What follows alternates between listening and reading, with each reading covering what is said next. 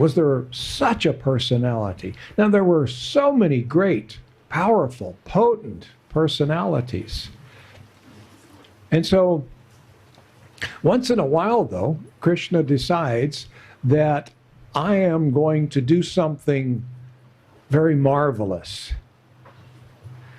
But I need one of my favorite associates to do it for me. Why? Why does Krishna want you to do the work? He's going to empower you to do it. Why does he want you to do it? To glorify you. You see? Krishna knows he's Krishna. He knows he's great. And he knows that you're great.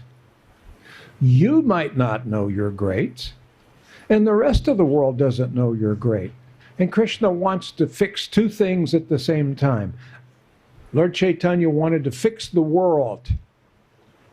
And he wanted to glorify Srila Prabhupada at the same. So he decided, through you, A.C. Bhaktivedanta Swami, I will work through you and glorify you for all time. For all time. Prabhupada will never be forgotten.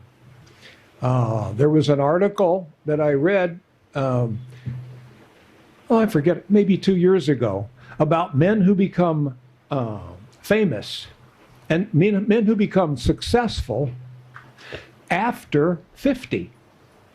Now, usually at age 50, we slow down. You see,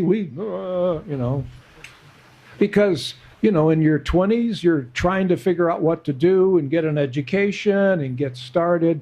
Throughout your 30s, you're working hard and you make a place for yourself in the world. In your 40s, you start to slow down, but you've got the momentum from your 30s to carry you.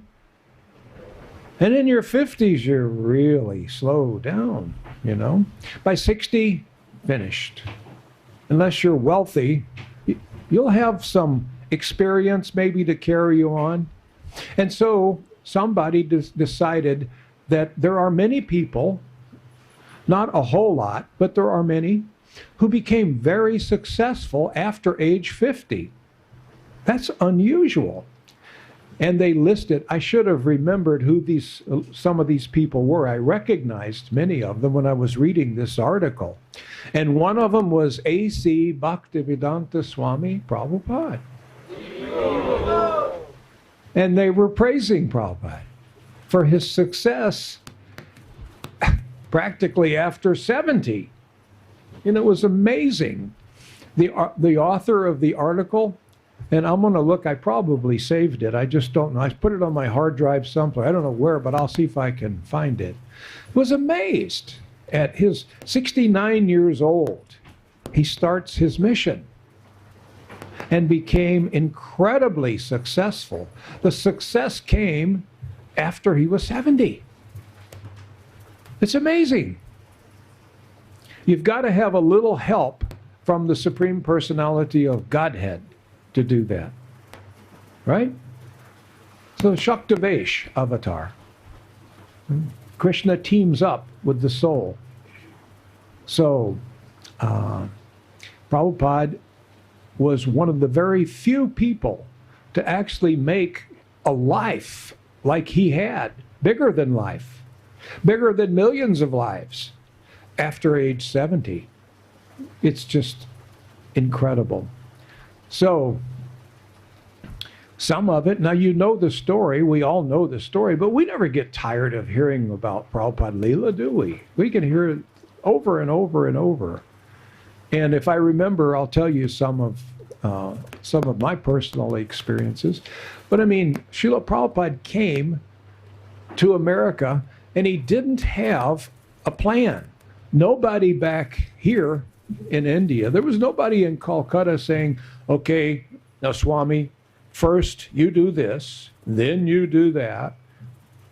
All he had was the intense desire to serve the order of his spiritual master.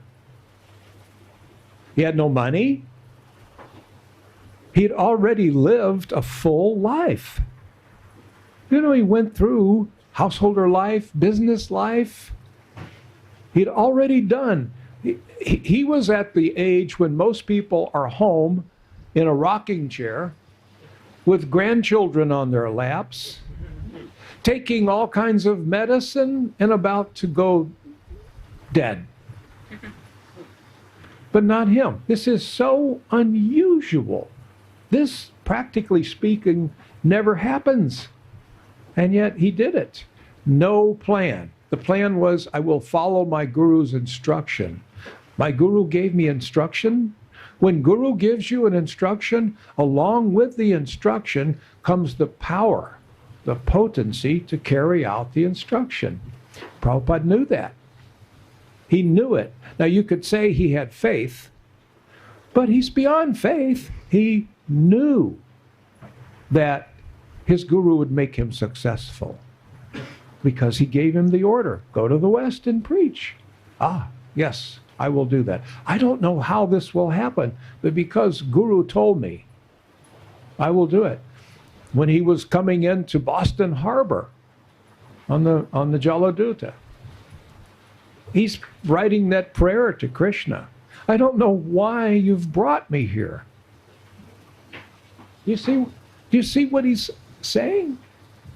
He didn't have a plan. He didn't know what was going to happen. He knew he was going to follow the instructions of his spiritual master. But he's saying to Krishna, I don't know why you've brought me here into a world that was really a terrible place. It's not a very good place. And so, out of his surrender, Krishna did find a place for him to stay, Butler, Pennsylvania. Why, that's not such a great place.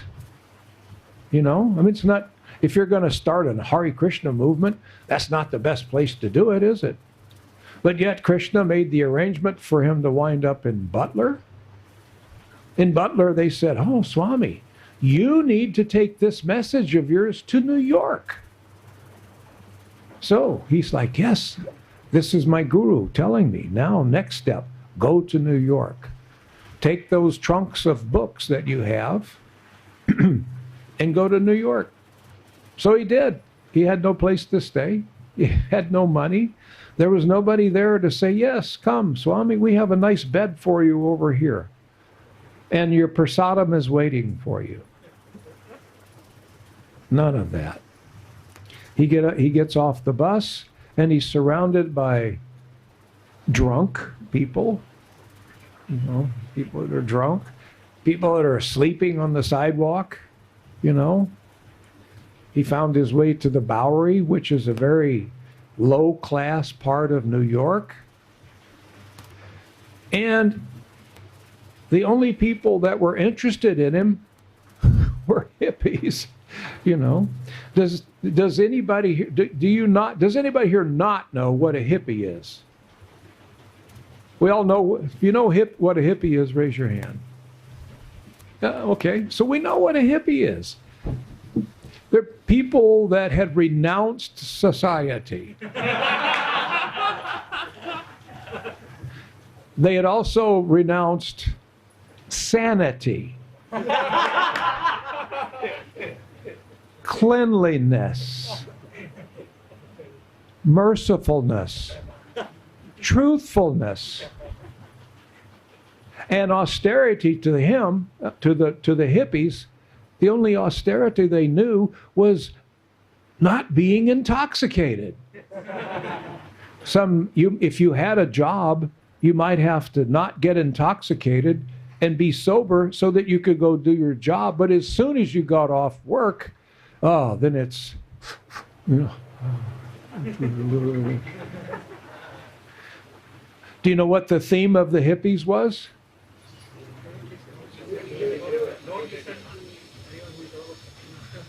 You can sum it up in 3 words: sex, drugs, and rock and roll. Everyone used to say that. As a matter of fact, there were songs that were written, sex and drugs and rock and roll. And that was it. That was life. That was bliss. That was their ananda. So this is what they thought about. Many of them believed that you didn't have to bathe the human body. This is a fact.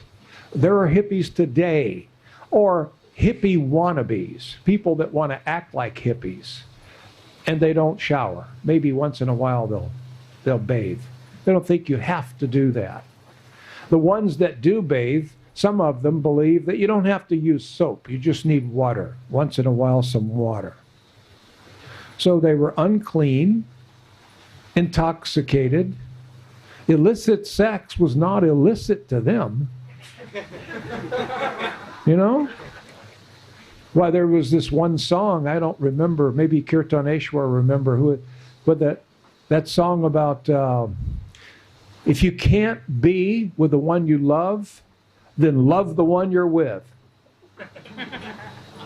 You don't know? See, that's too hippie and too far gone. I thought maybe you would know who that was. So that was their theme. I have someone that I'm committed to, but they're not here right now, and I want to have sex. So, hey, how about me and you? I don't know who you are, and it didn't matter. So they're unclean, illicit sex, intoxicated,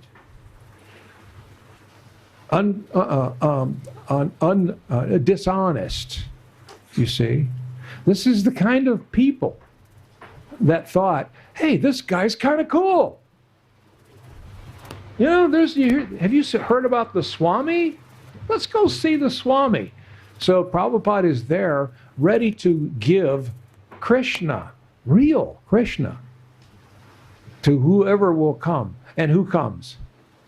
Drunken, crazy, intoxicated, unclean hippies, basically just looking for their next sex. That's it. So let's analyze. What was Krishna doing here? It seems to me like he was making it difficult. Huh? Why did Krishna put him in that group of terrible people?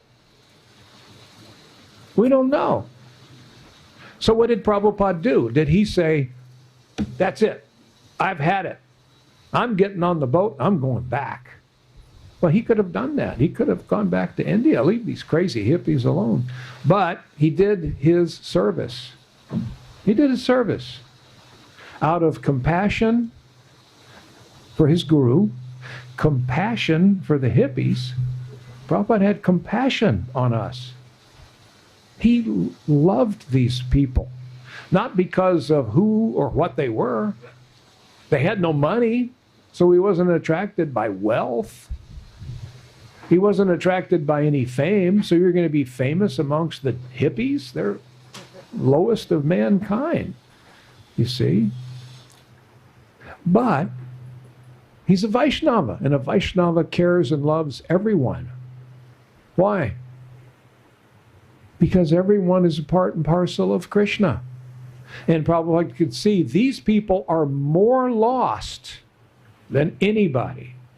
Why, they've turned their back on whatever religion they were raised with. Maybe their parents taught them to be Christians or Jews or something. Well, they had turned their backs on that. We don't need any of that. We're just going to go have sex and drugs and rock and roll, dance, not work, have no responsibilities, you see. We just want to play all the time. We want to enjoy. And so, Prabhupada had mercy on this group of people. And he didn't think, well, what if they don't take to my message? He didn't think like that. He felt like, I'm a sadhu. What do sadhus do? We give Krishna. We give Krishna. And he did it. He started giving them Krishna. And a very miraculous thing happened. They accepted Krishna. They took it. Oh, really? They were listening to what Prabhupada said. And right in front of Prabhupada's eyes, they started to change. The soul was contacted.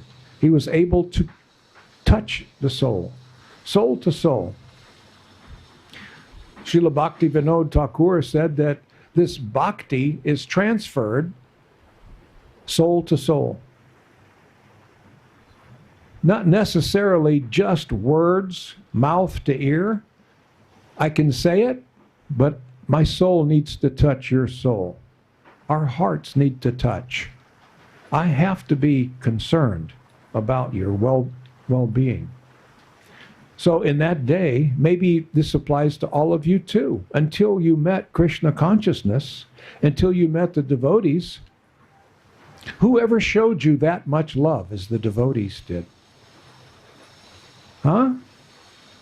Didn't you think when you first started to experience getting a little close with the devotees that I've never met? Have you ever had anybody tell you, I've never met anybody like you?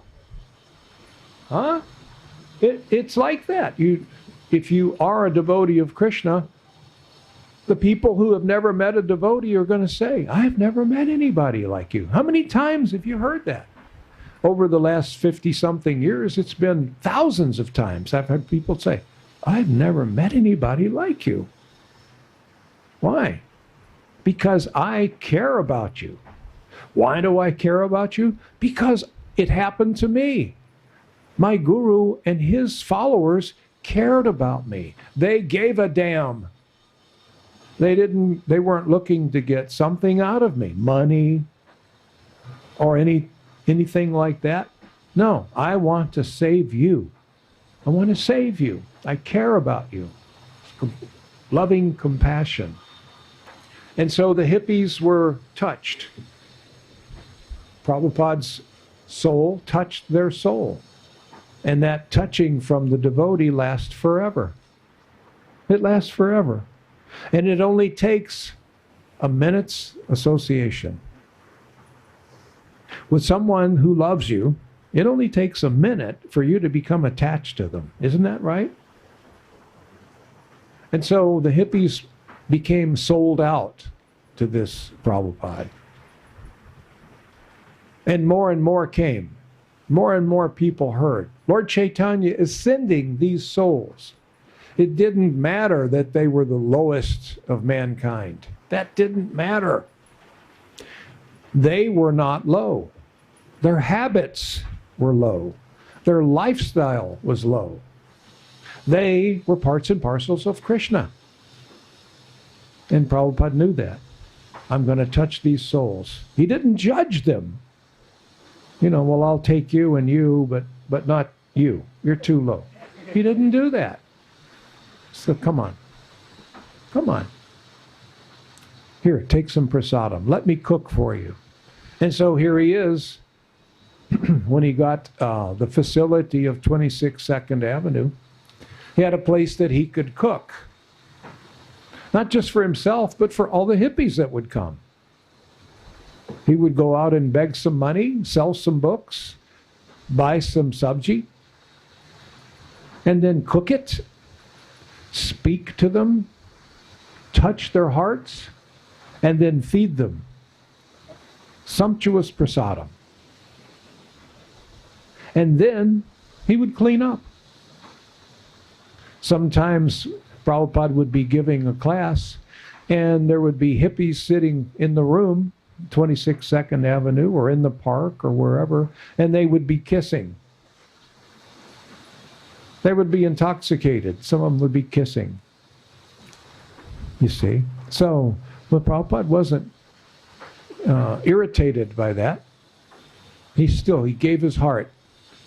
And he would cook for them, clean it up, and tell them, please come back tomorrow. What, can you come back tomorrow? Yes, yes. Oh, come tomorrow. Tomorrow I will cook you something very special. Wow, that was great. So, Prabhupada knew these people want to enjoy their senses. And so he started to appeal to their senses, giving them satisfaction of the tongue and satisfaction of the ear through kirtan. Satisfaction of the eyes, because Prabhupada was the most beautiful person that anybody that saw him ever saw. He was very beautiful. I think it was my god sister Malati, I think, that told Prabhupada one time, it was either Malati or Mother Shruti Rupa, that told Prabhupada, oh, Prabhupada, you are so beautiful. And Prabhupada said, if you think I'm beautiful, it's because my mother fed me halava every day.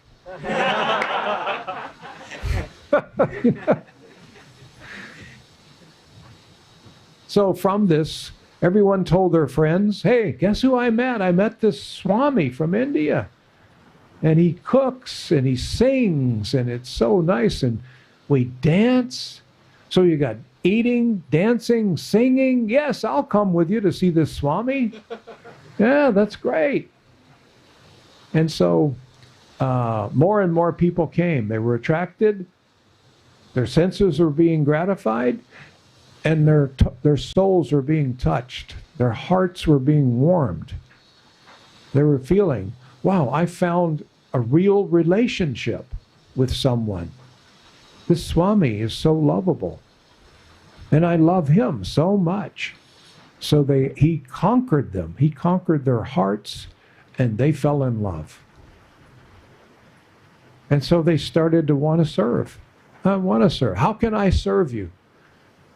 And in the beginning, he might have said something like, well, maybe you can help me clean up tonight. So they would maybe help him clean up. Later on, I remember my godbrother Burijan, he asked Prabhupada, Prabhupada, I want to serve you. Give me some instruction. And Prabhupada said, you and your wife go to Tokyo and start a temple. They had no money. They had no manpower. They had no resources, but they had the order of their guru. Go start a temple in Tokyo. And you go start a temple in London. You go to Germany. And so this group of close hippies that had fallen in love with the Swami, they're taking off to other parts of the world, foreign countries, to serve the Guru, follow his orders. You see? They were tasting the most ecstasy. So it was easy for them to eventually follow the regulative principles. It was easy. Why? Because they felt freedom. The hippies wanted freedom. They wanted freedom from government, freedom from this, freedom from that. I don't want to have to work in a factory. I don't want to have to work in a business. I want to be free from this. So Krishna talks in Bhagavad Gita of the regulative principles of freedom, doesn't he? Doesn't he say, have you read that? Now, how can regulative principles free you? Principles, wouldn't they hold you? Wouldn't they bind you? Now, let's analyze that. If I'm not following any regulations, then I should be free, right? I'm unregulated. I can do whatever I want. That means free. But that's not the case. Because you're not free. If you're not following these regulative principles of freedom that Krishna talks about, then you're enslaved by the demands of Maya. Sex, drugs, and rock and roll. And you think, oh, no, this is me. This is my idea. I want to go do this so that I can enjoy on my standard. And Maya's thinking, I got another one. She lured you. It's kind of like, the fish. Fish is swimming in the water. There's plenty of food in the ocean. And yet the fisherman throws the hook in with a worm. And the fish goes and he grabs it. He smells in the water. The fish has some way of smelling, maybe through taste, the bait that's on the hook. And he goes to enjoy, bites the bait, and along with that is the hook. So Maya is like that. You may be thinking, I want to do this, or I want to advance in spiritual life. And many people, when they come to Krishna consciousness, they don't want to advance all the way. I just want a little taste. I want to advance some. Maybe more than just some. Well, I don't want to go all the way. You know, I don't want to advance all the way, because if I advance all the way, I've got to do this regulative thing, you know? So maybe I'll just do a little some, because I still want to be on the hook of Maya. I'm not ready to let Maya go yet. You see? So you think you're free, but you're not. You're caught. You're caught, and you can't get out. So along comes someone who really loves you, really cares for you, really, really looking out for you. And they give you the regulation, the principles for you to do that. You can, if you follow these instructions, well, then you'll be free. Krishna says, regulative principles of freedom. Now, if we're intelligent, we can analyze. Well, that means that if I'm not following these regulations, I'm not free. I'm entrapped by the bait on the hook of Maya that I've swallowed. Hare Krishna, Boji. You see? So, the foolish person that has no spiritual advancement, he's thinking, well, I can only be free if I don't follow regulation. But you're following Maya's regulation. You see? And perhaps after so many billions of years, you might, and billions of lifetimes, you might be getting a little tired of being ensnared in Maya's regulations. You know? And so you become ready. You meet the devotee of Krishna and you read Srila Prabhupada's books. You may be ready to take up the regulative principles of freedom. You see? Oftentimes it takes us, all of us, suffering to make us make a move, isn't it? Some people may be out of intelligence. I don't know. Maybe all of you came to Krishna consciousness out of intelligence. Maybe it wasn't suffering that pushed you. I don't know. I know for me it was suffering, and I felt a void. I didn't know what else is my life is going to give me, except more of what I have. You see? Doesn't it work like that? Were you suffering before you became a devotee? A little bit?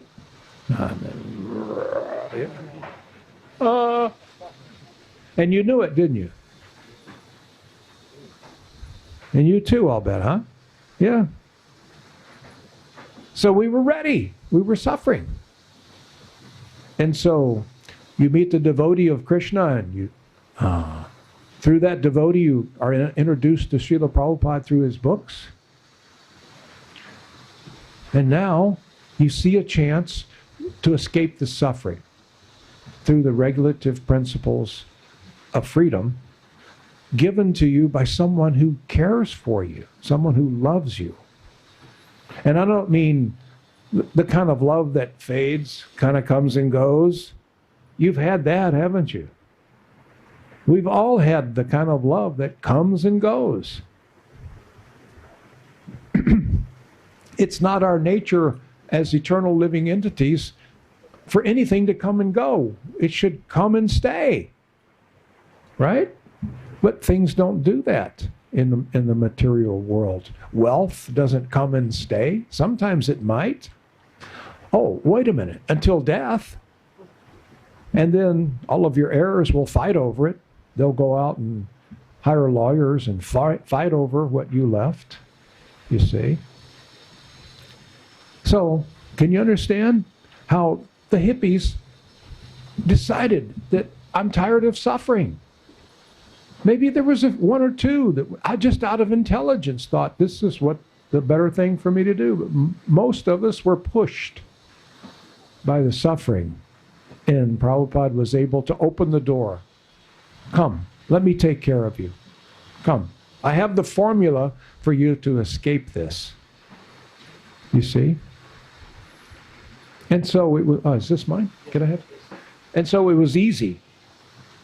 Oh, this is wonderful. I've met someone who cares for me. I've met someone who actually has a formula for me to do better and to escape this suffering.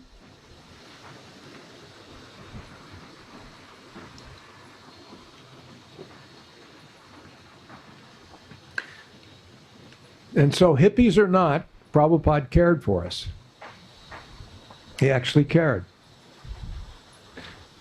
He cared because his guru cared. His guru cared, and his guru cared. Lord Chaitanya cared for the hippies. Lord Chaitanya cared for you. Lord Chaitanya was trying to get you. He wanted to recruit you to come home, to escape this suffering. Therefore, they're referred to, Krishna says, the regulative principles of freedom. You see? So, does anybody have any questions so far before we go on? Or comments? Yeah.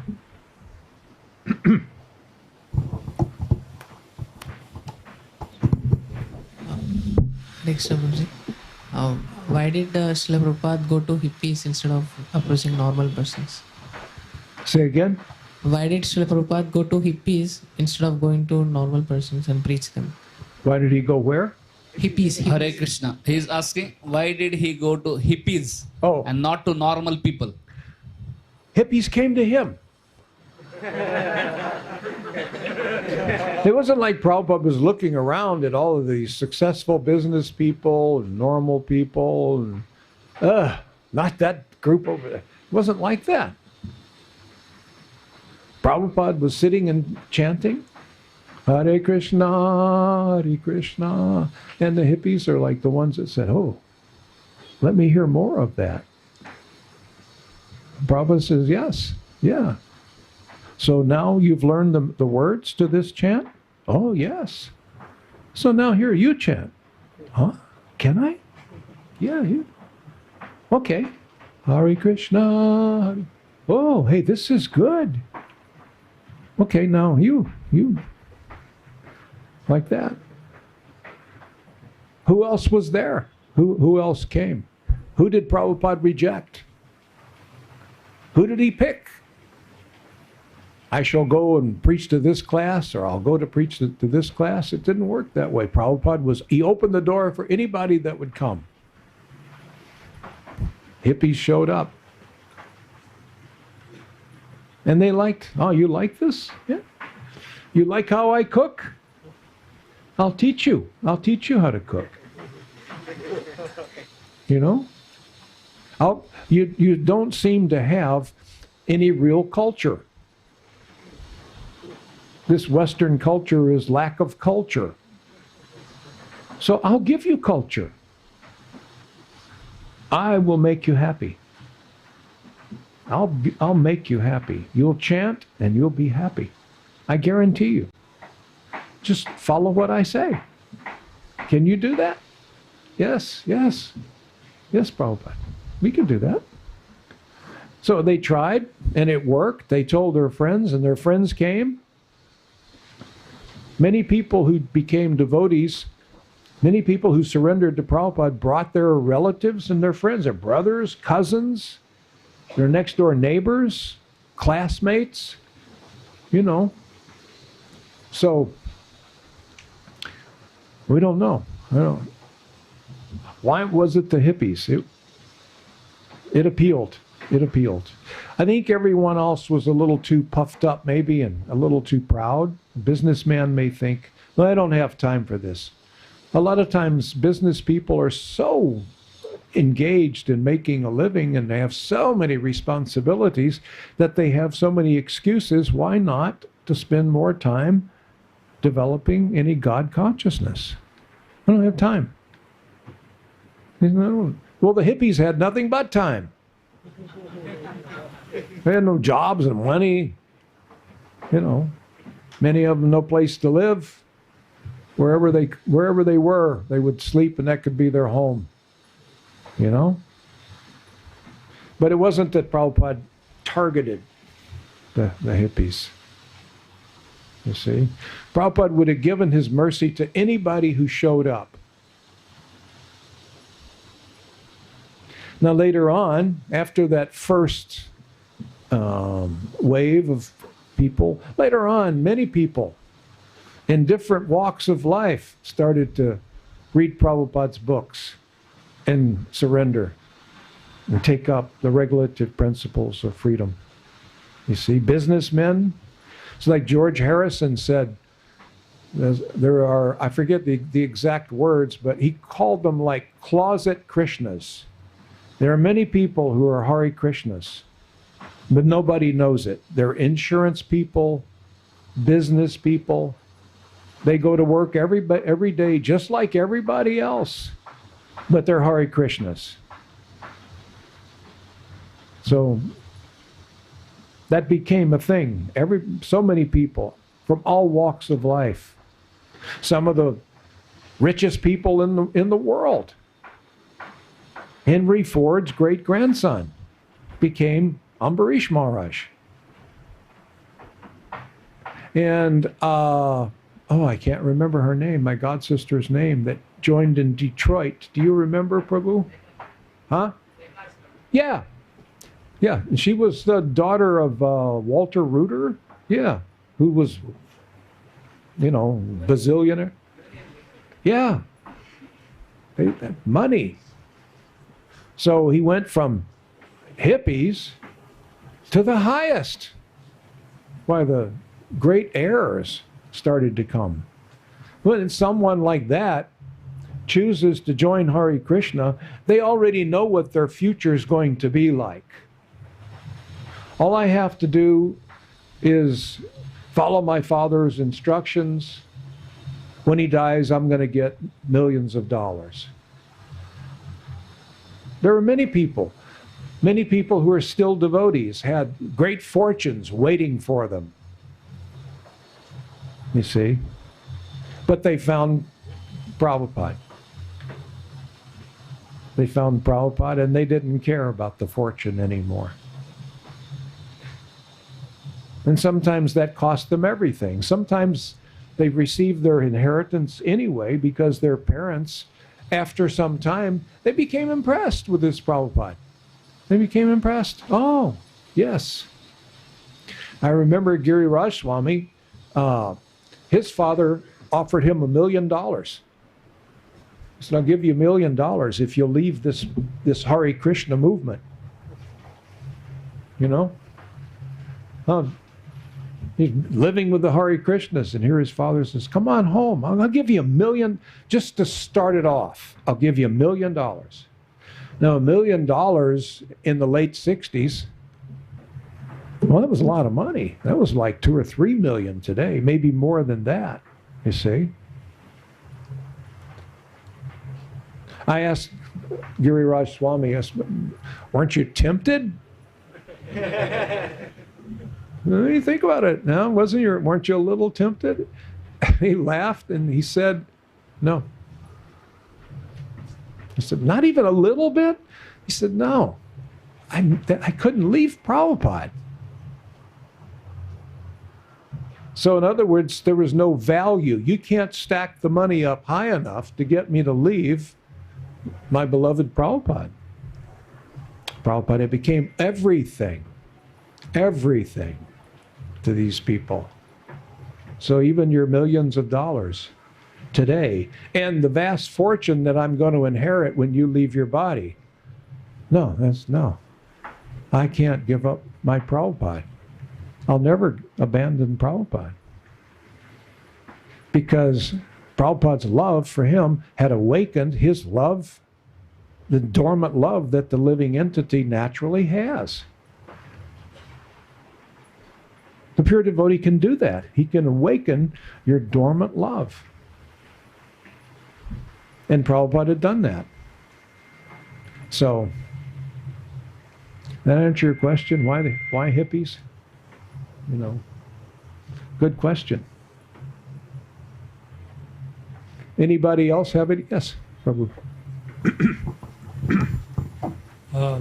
Were hippies after like they were searching for spirituality? Like I have read in the books that through drugs and all these things, they were trying to taste spirituality. So is what like that? Is what like that they were already searching for some kind of spirituality? The hippies. Say again.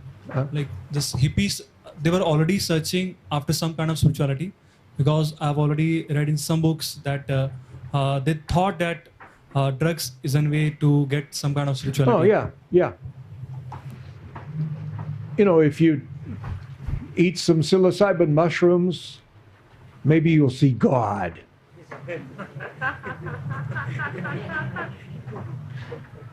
You know, there were one of the jokes that the hippies had is that if you heard of this rock and roll group Black Sabbath? Well, there's a crazy rock and roll group many, many years ago. I think one of them, the leader, just died not too long ago. I don't remember his name, but anyway, they used to joke that one day I played Black Sabbath at 78 speed. You know, it used to be, maybe you don't even know, you don't play records, do you? Nobody plays records anymore. But we used to have these record players. You would take a vinyl record and put it on a player, and the big albums played at 33 RPMs per minute. The smaller ones played at 78 RPMs per minute. So you have to play it at 78 RPMs per minute, and it was normal. And the big album, if you play it at 33 RPMs per minute, it sounded like normal voice. But if you turn the album up to 78, it sounded real fast, and it would just sound like. And so there was a joke that if you want to see God, you play Black Sabbath at 78 speed and you'll see God. And they weren't serious, but they were looking for God. And sometimes there would be some discussion, not necessarily the personality of Godhead, but spiritual life, because they didn't really have much information about spiritual life. So they were inquisitive. And many felt that through LSD, psilocybin, what is some of the other, marijuana, peyote, different things like that, that maybe would open spiritual doors. I don't think you're going to open any doors. You're going to close a lot of doors if you get... Some doors, some people would take LSD and think they could fly. And they actually jumped off of buildings. This is a fact. They did. Thinking, I'm free, I can fly. Splat. And then someone else may eat a little bit more LSD and think, now I know how to fly. He didn't know how, but I know how. But they were searching. Every living entity, every person is searching. Nobody is satisfied. Tell me, do you have a list of the satisfied people that you've met in your lifetime? You have a list? You know people that are satisfied? Devotees, yeah. Other than that, nobody's satisfied. Was it the Rolling Stones? Have you heard of the Rolling Stones? There's an old rock and roll band, and they had a song, I can't get no satisfaction. So they had that understanding. I can't get satisfied. I can try. I can eat a lot. I can have a lot of sex. I can become very intoxicated. I can sleep a lot. But I can't get satisfaction. So they were agitated. And they were looking. They were searching. And then here's this Swami. But it wasn't just some thrill that Prabhupada gave. They had been looking for thrills everywhere. And Prabhupada gave them the biggest thrill that they'd ever encountered. It's called love. When they got a taste of Prabhupada's love, that changed everything. Of course, I'll stay sober long enough to read these books because you loved me. If you talk to the early devotees, and Prabhupada loved them. I was talking with Malati one time, and she was saying that Prabhupada loved us all so much. She was walking in the park with Prabhupada one time with Upendra, and I think a couple other devotees. And there was an Indian gentleman there, I think it was in San Francisco, way back in the early days, very early days, when Prabhupada first went from New York to San Francisco. And so this Indian gentleman, very successful, he said, "Well, Swami, are there any more pure devotees? Are you the only one?" And Prabhupada said, "No, I'm not the only one." "You want to know how many there are?" "Yes, how many other pure devotees are they?" And Prabhupada turned to Upendra and said, "How many of us are there now?" "Well, there's about 35, Prabhupada. There's about 35 devotees." And Prabhupada said, "There are 35 pure devotees." Malati said, "I can tell. Prabhupada really saw us as pure devotee, even though we all had a long way to go, but because of his love, they were caught by his love. They were imprisoned by how much he could love them. Nobody could love his heart as Prabhupada. You get bruises from being loved by Prabhupada. Nobody can love you that hard. So he became completely addicted to Prabhupada's love. That's why they came, and that's why they stayed. You see? That's one big change right there. For the first time, I feel really loved. For no reason. Prabhupada had nothing to gain, except he would get to please his guru, get to please disciplic succession, please Lord Chaitanya, please Krishna. So, yeah, it's a good question. Excellent. Yes, Prabhu. Thank you, Prabhu. Prabhu, before Srila Prabhupada went to the West, there was one Maharishi Yogi. He was teaching transcendental meditation, TM. That was becoming popular at the time. Yeah. Even George Harrison was into it for some time. And then Srila Prabhupada came. Now, after Srila Prabhupada, this Iyengar movement has taken a very big, effect across the globe. Iyengar. So now many people are into yoga now. Americans have a lot of faith in the yogasanas and breathing exercises, pranayam, everywhere, all around America when we travel. So some devotees are trying to go to yoga studios and reach out to those people with kirtans now. So now yoga and kirtan are going along together very well in many places. At the same time, my experience is that those people actually like to hear a class once in a while, but not take it as a life's goal. Take it as their like in those times when people took Krishna consciousness as everything in their life. So what is your suggestion in reaching out to the West, youths in the West? Is it a good route to try to go to the yoga studios and cultivate those yogis who are already practicing? Or you feel it's better to address the other youths, you feel? My personal my personal feeling about that, I think that anybody that will listen, anybody who will listen for a minute, I want to punch them in the face with Prabhupada's philosophy.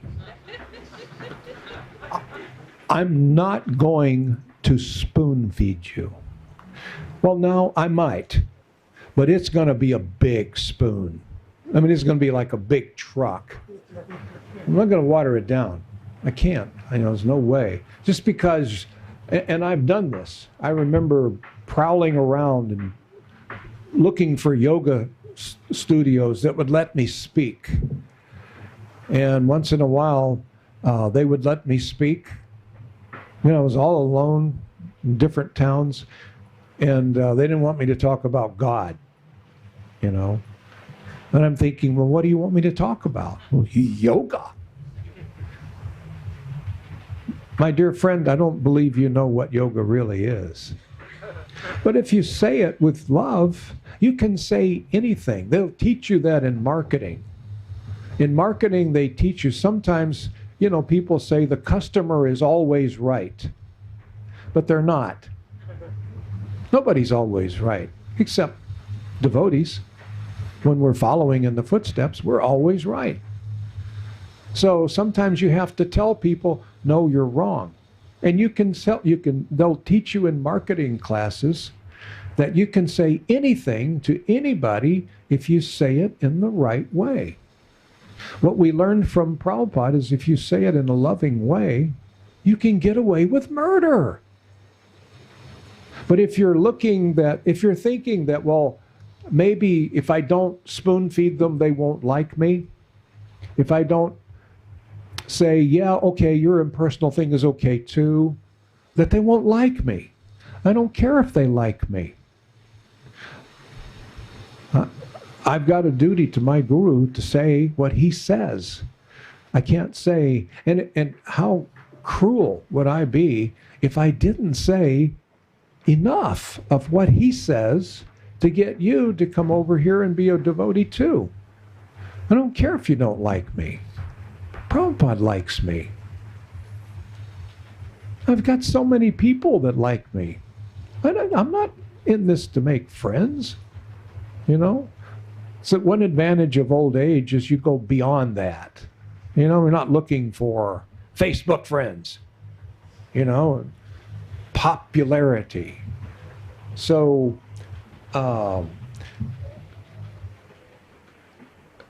I can remember in Flagstaff, Arizona, several years ago,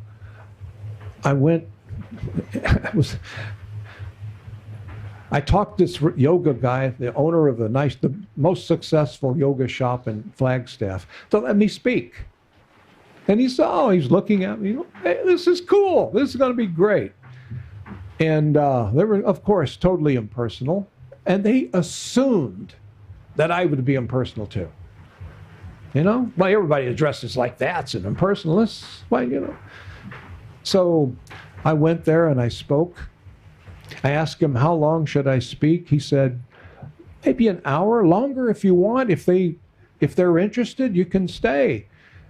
And he charged. He charged a lot of money. And he asked me, how much do you want? And I said, I don't really need anything, really, because somebody had given me a hotel room to stay up there. I had enough of my own money to buy gas to go from Tucson up to... So I said, whatever. What you throw at me whatever you want. And he said, how about 60-40? Whatever. So, and that's how I found out that's how you appeal to the yoga guys. If they're not going to let a sadhu come in and speak just for fun. No, this is a business. You help me make money, you can talk. So anyway, we had the biggest crowd that he'd ever had. Why, the place was full. Why, his cash register was going cha-ching, cha-ching, cha-ching, cha-ching, cha-ching. And he told me before I got started, we're doing really good tonight. Okay. Oh, I get some of this too. Okay. So I think that might have been the very first time that I ever got any compensation for speaking. But that's what I had to take the money. Usually you'd have to pay money to speak, but I had to take the money to speak. So anyway, the place was packed. And his wife was his partner. And she told me before I started speaking, this is the biggest crowd ever. cha-ching, you know. They're counting out those $100 bills, you know. And so I gave a talk. They kept asking questions. I was there like 2.5 hours. Everybody loved it. After it was over, most of them lined up because they wanted to, you know, get my phone number or shake hands or something. And so I was there another 45 minutes after that. And so then after that, I left. And a few months later, I called them to see if, hey, can I come back? If this was good for you, I enjoyed it. The room was full. It was a room maybe this big, full. They'd never had that many before. I couldn't get an answer. I left a message. They didn't call me back. And so I sent them an email. I didn't get a return, you know. And so one of my disciples said, well, let me see if I can find out. So he did some digging around, and he found out that you're not going back. Why? It was so successful. They didn't want you to bring God, the personal aspect of God, in. So the owner was turned off. But there was like over 100 people who were touched and really liked it. You see? Now, I could have maybe spoon-fed and given a little teeny taste, and I could have gone back again and again, and I could have made some money. But I wouldn't have touched any souls. So I felt like, well, that's a good trade, because it sure looked like I touched some people with Prabhupada's words, except for the owner. They didn't like it. They wanted to just ohm a little bit, and, you know. The thing about these people is they want you to talk about spiritual concepts, but don't draw any conclusions. You see, there's no conclusion. It's just an idea to play with while you're smoking your marijuana or doing your LSD or drinking your wine. So, but I drew a conclusion, and he told me you have to surrender to Krishna. And we sold a lot of books. We sold a ton of books. So, am I answering your question, or am I getting off the path? You are answering very well, Prabhu. I also had a question to continue from very nice. I got a lot of good points from your presentation.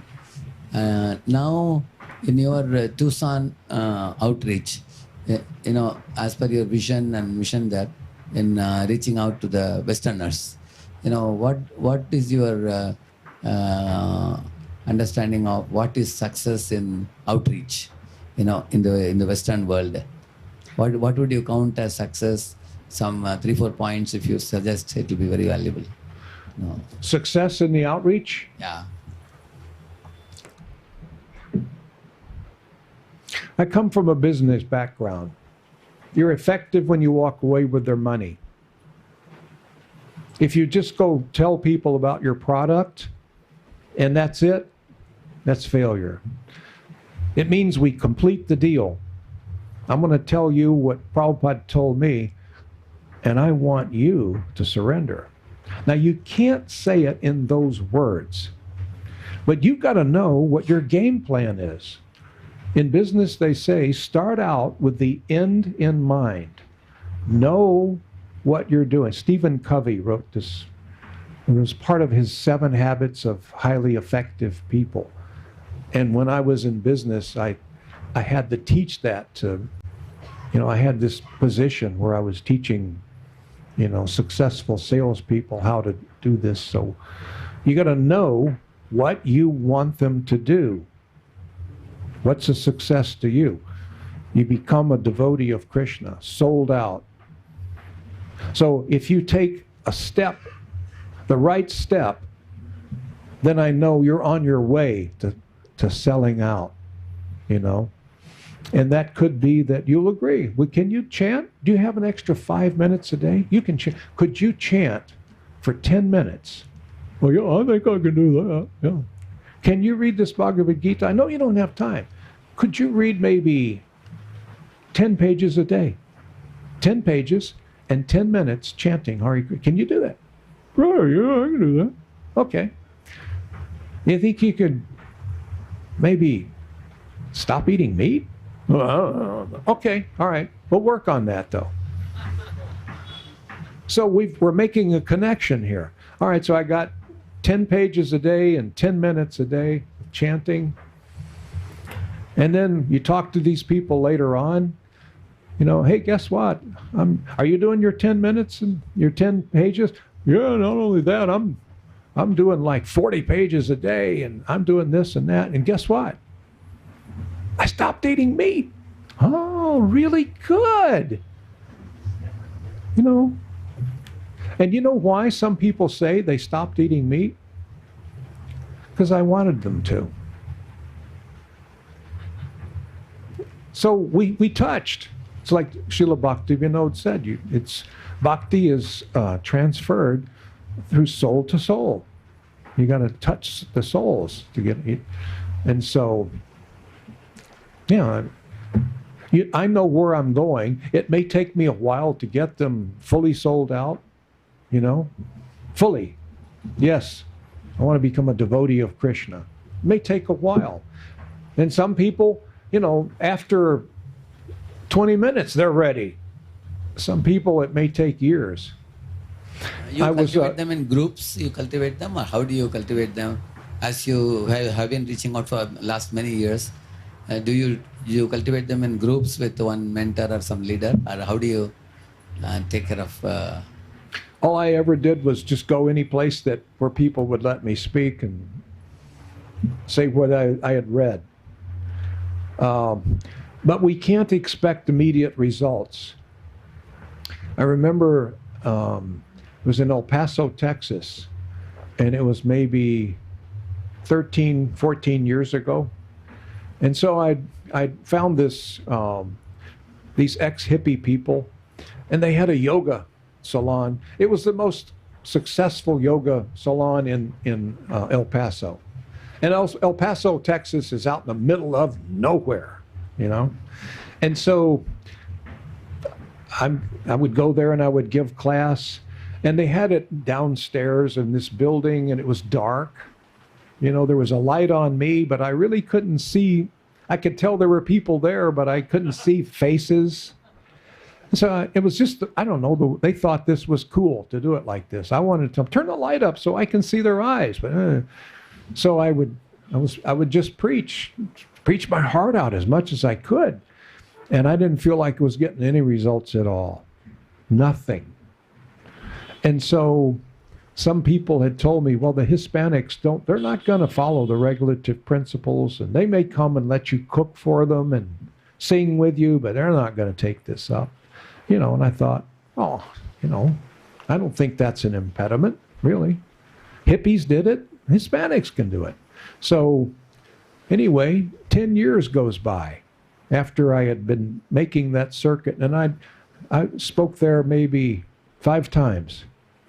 And then I think they moved their business to some other town or whatever. And so I thought, well, at least some people heard. They heard. Whatever happened, I don't know. And so there were 3 people in there, in those classes, that heard and remembered me for 10 years and decided to seek me out after 10 years. And one of them has become initiated. And not only that, he's a school teacher, and his wife is a school teacher. They bought a nice house and turned it into a temple. Now there's a center there. Huh? There's a center now. There's a center there. Yeah. Because I know Keshava Kripa Prabhu. He has now come to Philadelphia. He was there. Oh, Keshava Priya was there. Keshava Yeah. Priya, yeah, correct. I met him years after. When I met Keshava Priya, I was speaking at a kung fu dojo. And don't ask me how I got, you know, I would go anywhere that they would listen. And so I'm speaking in the dojo, you know. And so after the class, Keshava Priya came up to me and he said, oh, that was so wonderful. I'm so glad to see an ISKCON devotee. And he knew the devotees. But he had had a little bit of a sour experience. And I won't go into details. But he loved Prabhupada. But he thought, I don't know if I can get along with these ISKCON folks. And so he asked me, where are you staying?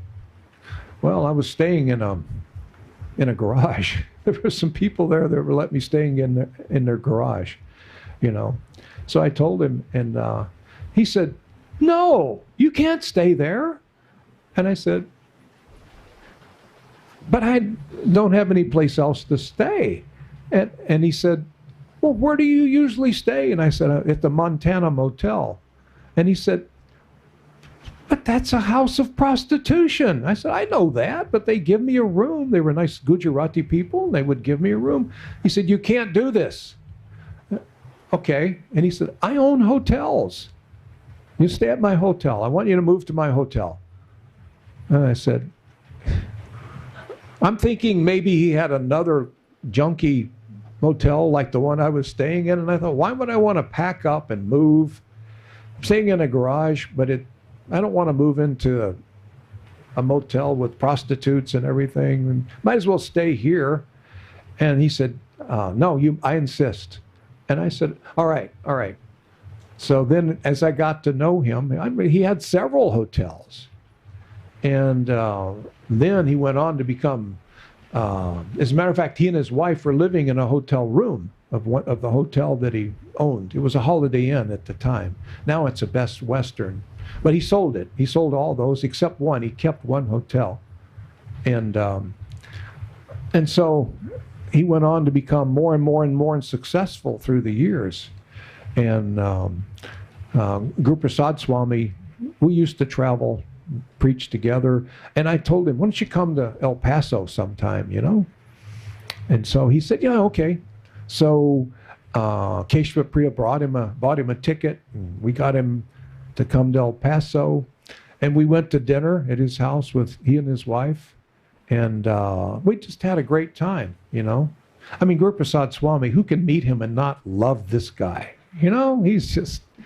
And so Keshava Priya told me that night, well, actually it was later, the next day, I think, that you guys want us back. I said, what do you mean? He said, well, we had kind of a rocky road there for a while with some ISKCON leaders.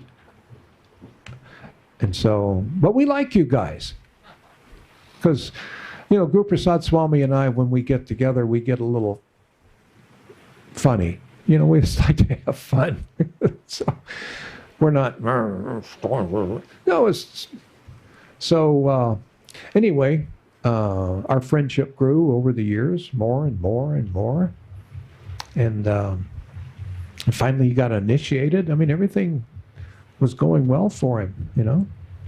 So, but anyway, this devotee that he's opened his house up, he gets like 30, 40 people a week. He has a program every Sunday. Regular people come. He has a program in Las Cruces, New Mexico, which is 30 miles away. He goes up to Lubbock, Texas. He goes up to Albuquerque, New Mexico. He goes across the river into Mexico, into Juarez, once a week. I mean, he's preaching like everything. But he was dormant for 10 years after he heard. So that's why I say, you got to punch him in the face. If I'd have given him a little spoonful, I would have never seen him again. He said, I never forgot. He said, I never forgot that class. It made me very uncomfortable, but very happy to hear it. And after 10 years, he decided, I'm going to have to find this guy. So then he got initiated, and then so many people have become initiated in El Paso. You know, it started to just grow and explode. Oh, you also accept invitations across the country, or do you focus in Arizona area? I used to go back and forth across West Coast. North America. North America. I would go from Tucson, Arizona to North Carolina. You know, going through, I would go from Tucson to El Paso, Okay. El Paso to Big Spring, Texas. Actually, for North Carolina, Tucson is how far? 2,000 miles. Oh, Maybe a little 2,200 miles, I think. Yeah, long way. But I would go, step by step.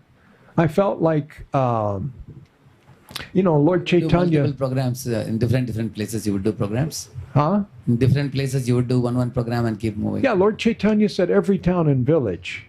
He didn't say go temple to temple. I thought, I can do that. And Jayadvaita Swami, I told him, I said, I feel like I should go out where there is no presence and just dig, and they don't get anybody coming through there. And he said, that's the right thing to do. It's every town and go wherever, they'll let you hear. They'll let you speak. And so I would go from Tucson to El Paso to Big Spring, spend the night, and go on to Memphis, then to Nashville, Knoxville, Asheville, North Carolina, Greenville, South Carolina, North Georgia, and then make my way back. And, communities have sprung up. There are devotees. And somehow it's working. Lord Chaitanya was just wanting to touch those folks. So, but it's kind of hard for me to do that anymore. I can't do it alone. And it wouldn't be proper to take a devotee out of the temple because they're doing such service. So it just wouldn't look good if I said, I'm gonna take this really good devotee that you have here. There are really wonderful devotees that I've thought about for years. I'd love to have them travel with me because I need a little help traveling now. I can't make that trip anymore. But I couldn't do that. I couldn't just take those folks out, out of the temple. So now what I'll do is they'll fly me, I'll go to Tennessee, and from Knoxville, Tennessee, go down into Chatsworth, Georgia, over into South Carolina, and maybe over to Asheville, North Carolina, like that, and then fly back. And so it was wonderful. I would go through Arkansas, different places in Arkansas. And I don't know if you know much about these places, but they're really low class. Arkansas is kind of a low class place, But, I think a lot of America is kind of low class. So, Prabhupada went to the hippies. You don't get any more low class. So anybody that'll listen, we'll give them Lord Chaitanya's message, Prabhupada's books. And then we'll see how it works. You throw it out there and see how it works. You throw out the seeds and see if they sprout. And when they sprout, then you got to work them. You got to stay with them. So does that answer your question? Yeah, so it's kind of changed. I'd kind of like to make one last trip, driving across like that. And I may give that a shot. It may take a little longer, but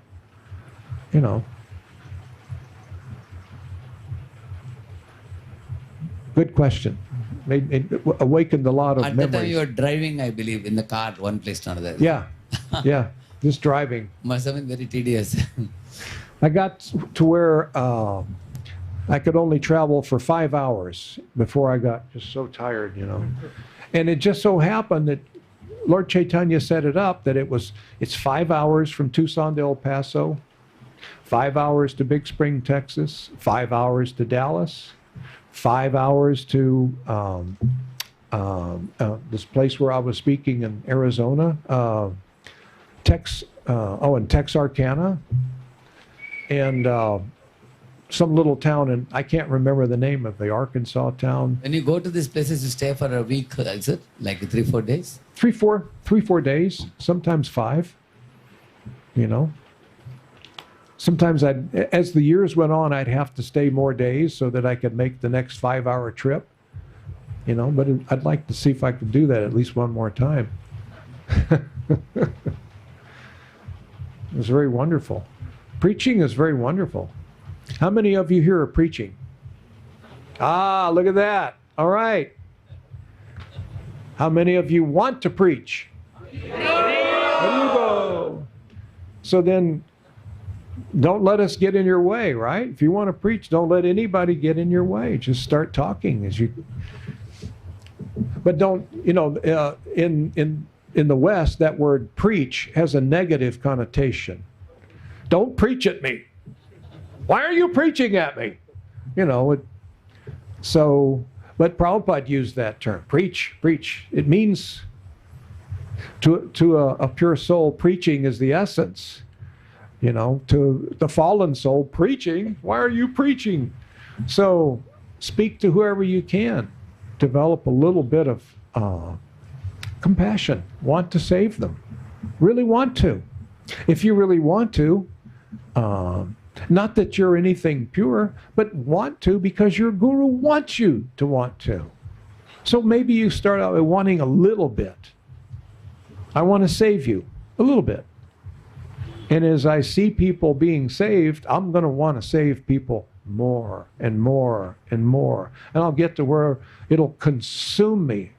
It'll take my life. It'll own me. Preaching will own you. And caring about people will own you. And you'll want to do it because it's the highest taste that you'll ever get. You'll never experience anything like it. Ever. So, does that make any sense? It will, I have to give you a fair warning, it will take over your life. And that's wonderful when that does, when you become a preacher. Lord Chaitanya's preacher. And you know that Lord Chaitanya is happy with you. He'll send you all the resources that you need. I asked Jadwaita Swami many years ago, I wonder how can I get across the United States, I was successful at one time, but then I actually asked the deity in Dallas, Kalachandji, that I want to, Prabhupada told me to preach. He said, this is your service, preaching. This is what you do. And so I was entangled in business, and I'm thinking, okay, later on in life, someday I'll take this up. And then one day I realized, I don't know if I can do this, because I had it pretty good, I had a really good, successful business. So I said to Kalachandji, I was praying, and I said, I can't do it. I have to do it, and I want to do it, but I can't do this. So would you force me, please force me to do it. I need you to open my heart up. I need you to make me do it. I want to, but I can't. I need you to make the arrangement. And so Kalachandji devastated me. He took away everything. I went from a very successful business family man, and after I asked him to force me to do it, he took away everything. I didn't even have transportation. He took away all of it.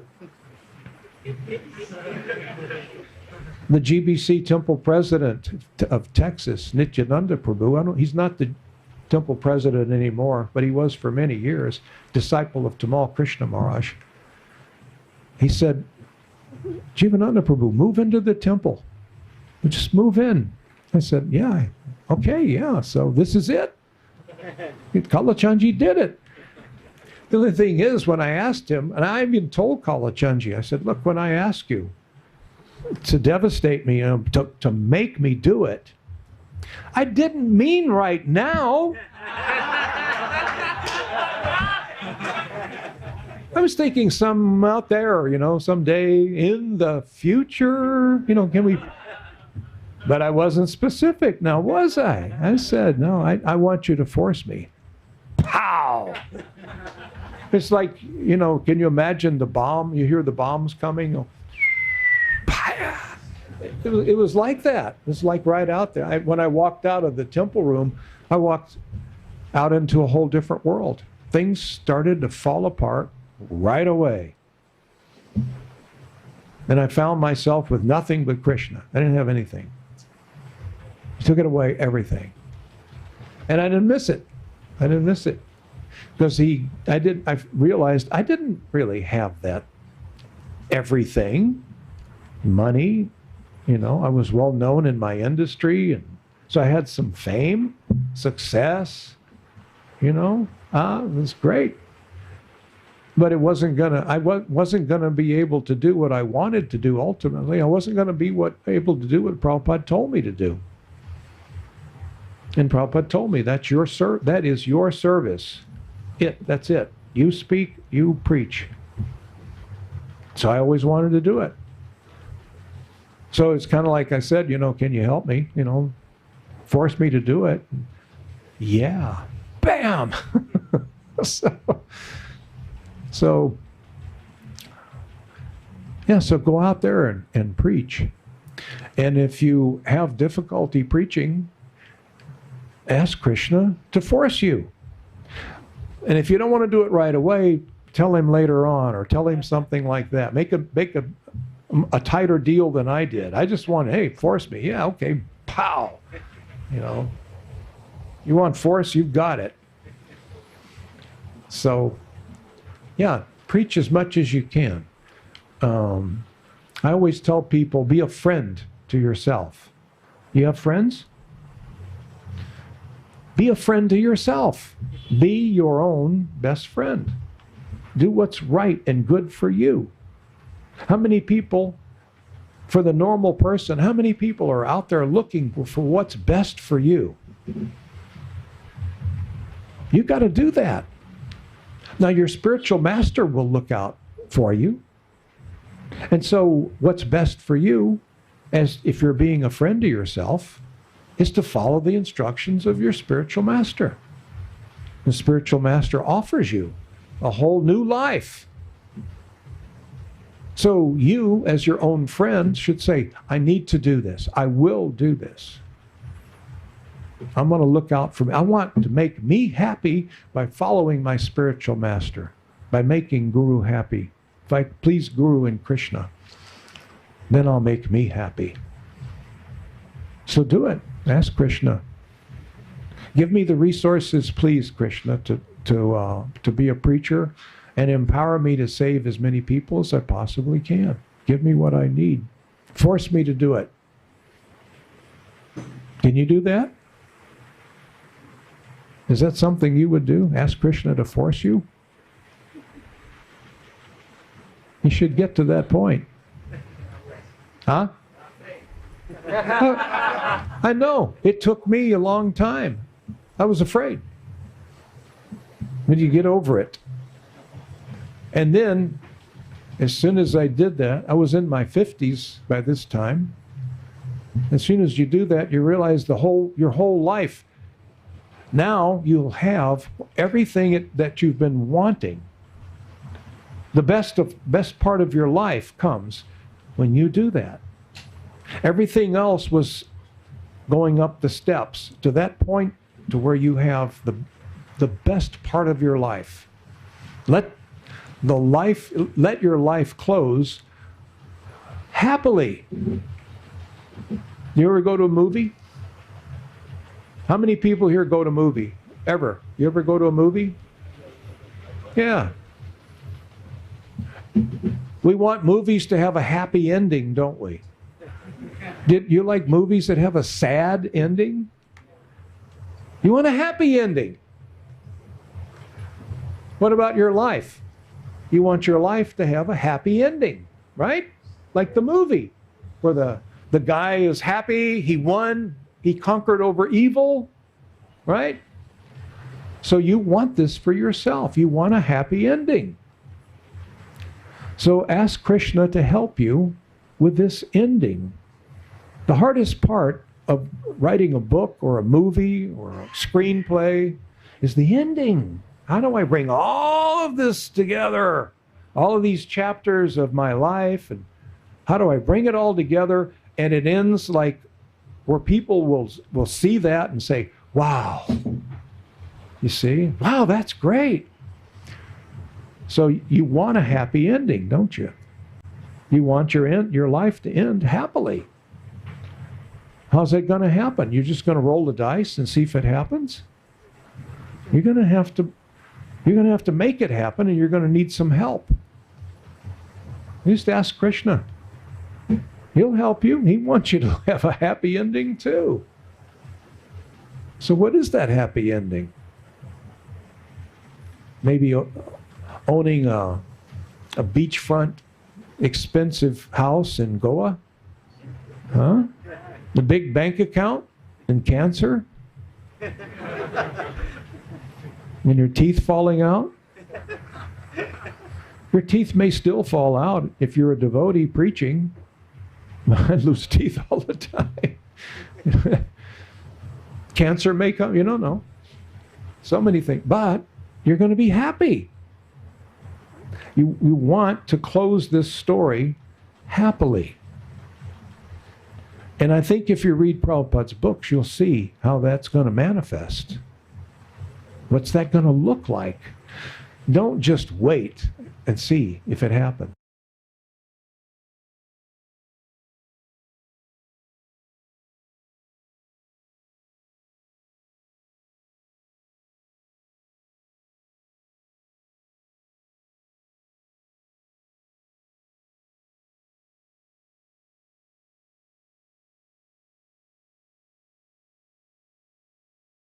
You should have, and Krishna wants you to have such a life that people will look at you and say, I'd like to have a life like that.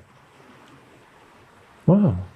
So then that's what they call, psychologists will call, if you feel that way in old age, they call that a life well lived. And it doesn't matter how messed up your life was.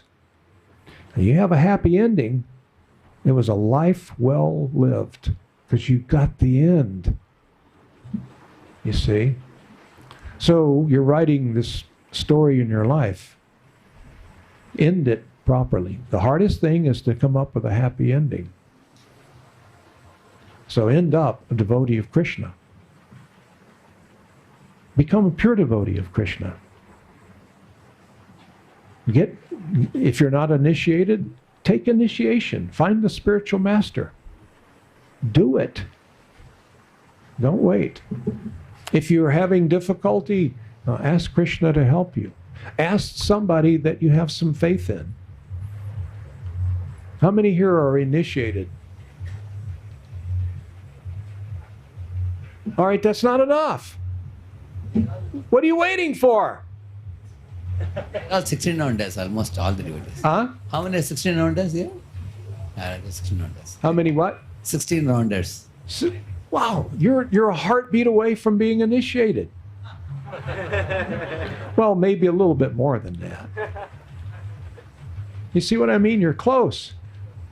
How many 16 rounders again? This is incredible. Do you know how far you've come? I mean, this is... I'm sure that Lord Chaitanya and Lord Nityananda, when they saw those hands go up, they were like high-fiving each other. They're dancing, doing a happy dance, you know. Don't think that this isn't something grand, the fact that you're chanting 16 rounds a day. Don't think that it's not anything short of extra special, because it is. I mean, don't get puffed up. I mean, you can be a little proud. Just don't stay there. Just be proud. I did it. And I'm going to continue to do it. You'll get more and more strength, more and more strength. What about regulative principles? Who follows regulative principles? All right. All right, so find a guru. How many gurus do we have in ISKCON now? Last I remember was like 85. Now there may be like, how many? 150? 120. 120 now. 120. Is that enough? How many more do we have to have before you'll find one? They're here. They're looking for you. You've already done it. It's like they have lottery here in India. They have lottery where you buy a ticket, and then if your number comes up, you win crores. You know, they just had a lottery in North America that was over $1 billion. Somebody won $1 billion. It wasn't me, but, you know. So, you guys have already won the lottery. If you have that winning ticket, you know, the number you buy a ticket and the number comes up and it's your number, how do you get the rupees? Huh? You cash in the ticket. Okay, you've won the lottery. You're doing 16 rounds a day and 4 regulative principles. You have won the lottery. Cash in your ticket. Find the spiritual master. Throw yourself at his feet and say, please help me. Please help me go back to Godhead. I mean, perhaps you want to pursue business life. You can do that and go back to Godhead. Prabhupada was a businessman, Grihastha, all of his life, up until old age. So that won't stop you. Find the Guru. You've already won. I mean, you're not there. In other words, there are no ordinary people in this room. You're extraordinary people. Can you understand that? Again, don't be puffed up. I mean, don't go walking around saying, I'm an extraordinary person. Are you an extraordinary person? No, you don't. But at least know that you are. You should be able to say to yourself how far you've come. You did it. You won. Cash in. Accept the winnings. Just take it. And then someday, you'll be Guru. And you'll help other people win the lottery. You can do this. And you may think, oh, I'm so unqualified. Yes, you are. But your spiritual master will qualify you. You know, you can do this. And sometimes people ask me, well, gee whiz, what if I take up the regulative principles and I can't follow them? You know? Maybe there's one that I have a little difficulty with. Does that mean you're not an extraordinary person? It means you have a little bit of difficulty. So what? If you can come this far, you can finish the race.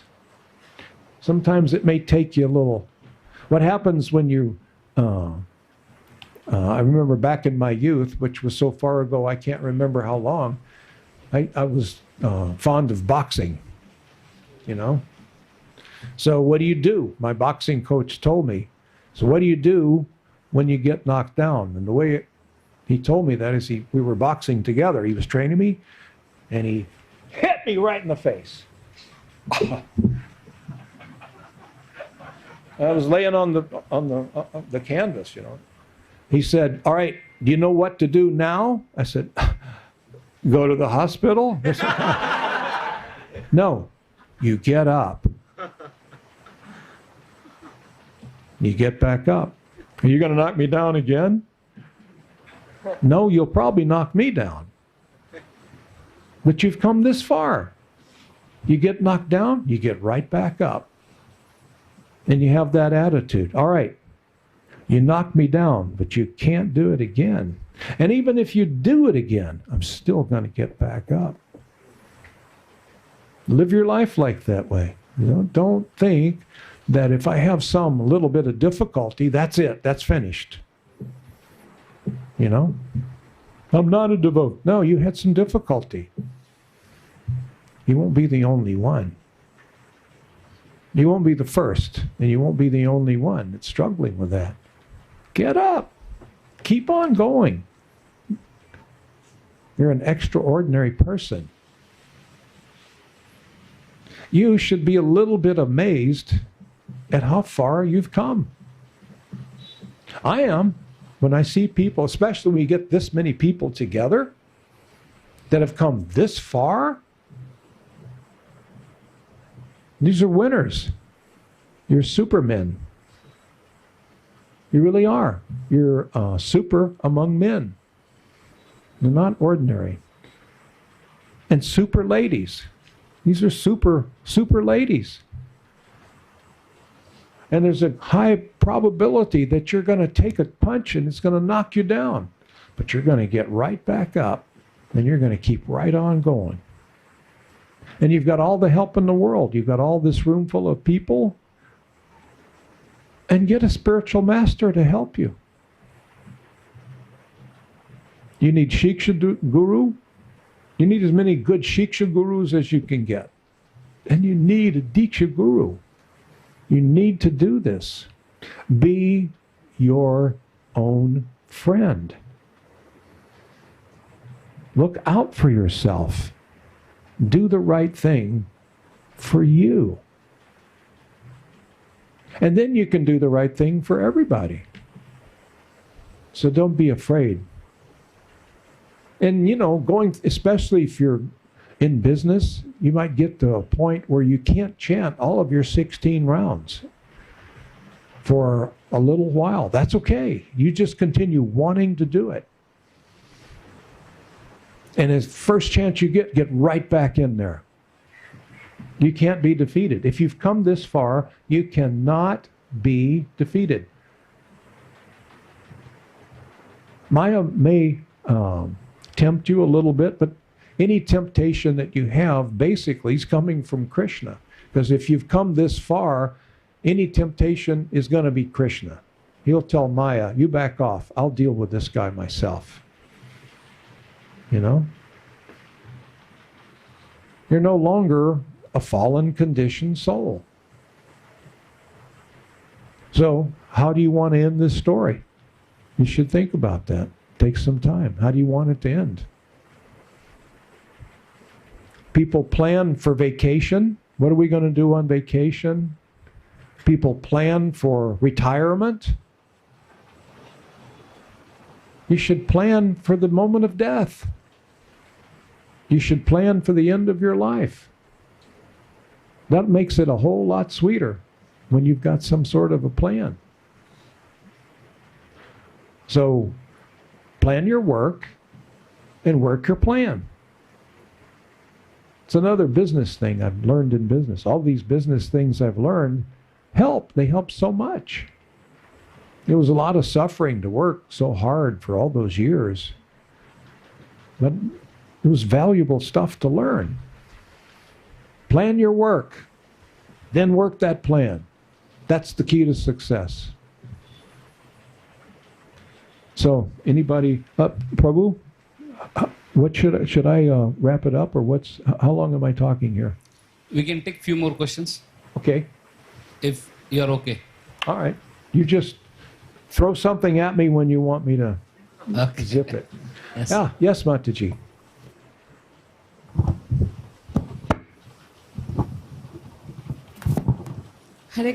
Hare Krishna, Prabhu. Thank you for the wonderful class. I just want to know and understand that generally these days we have no opportunity to interact with our gurus most of the time. Let's say if we are having our spiritual master, we don't have interaction with them because it's really not possible, because one guru have so many disciples.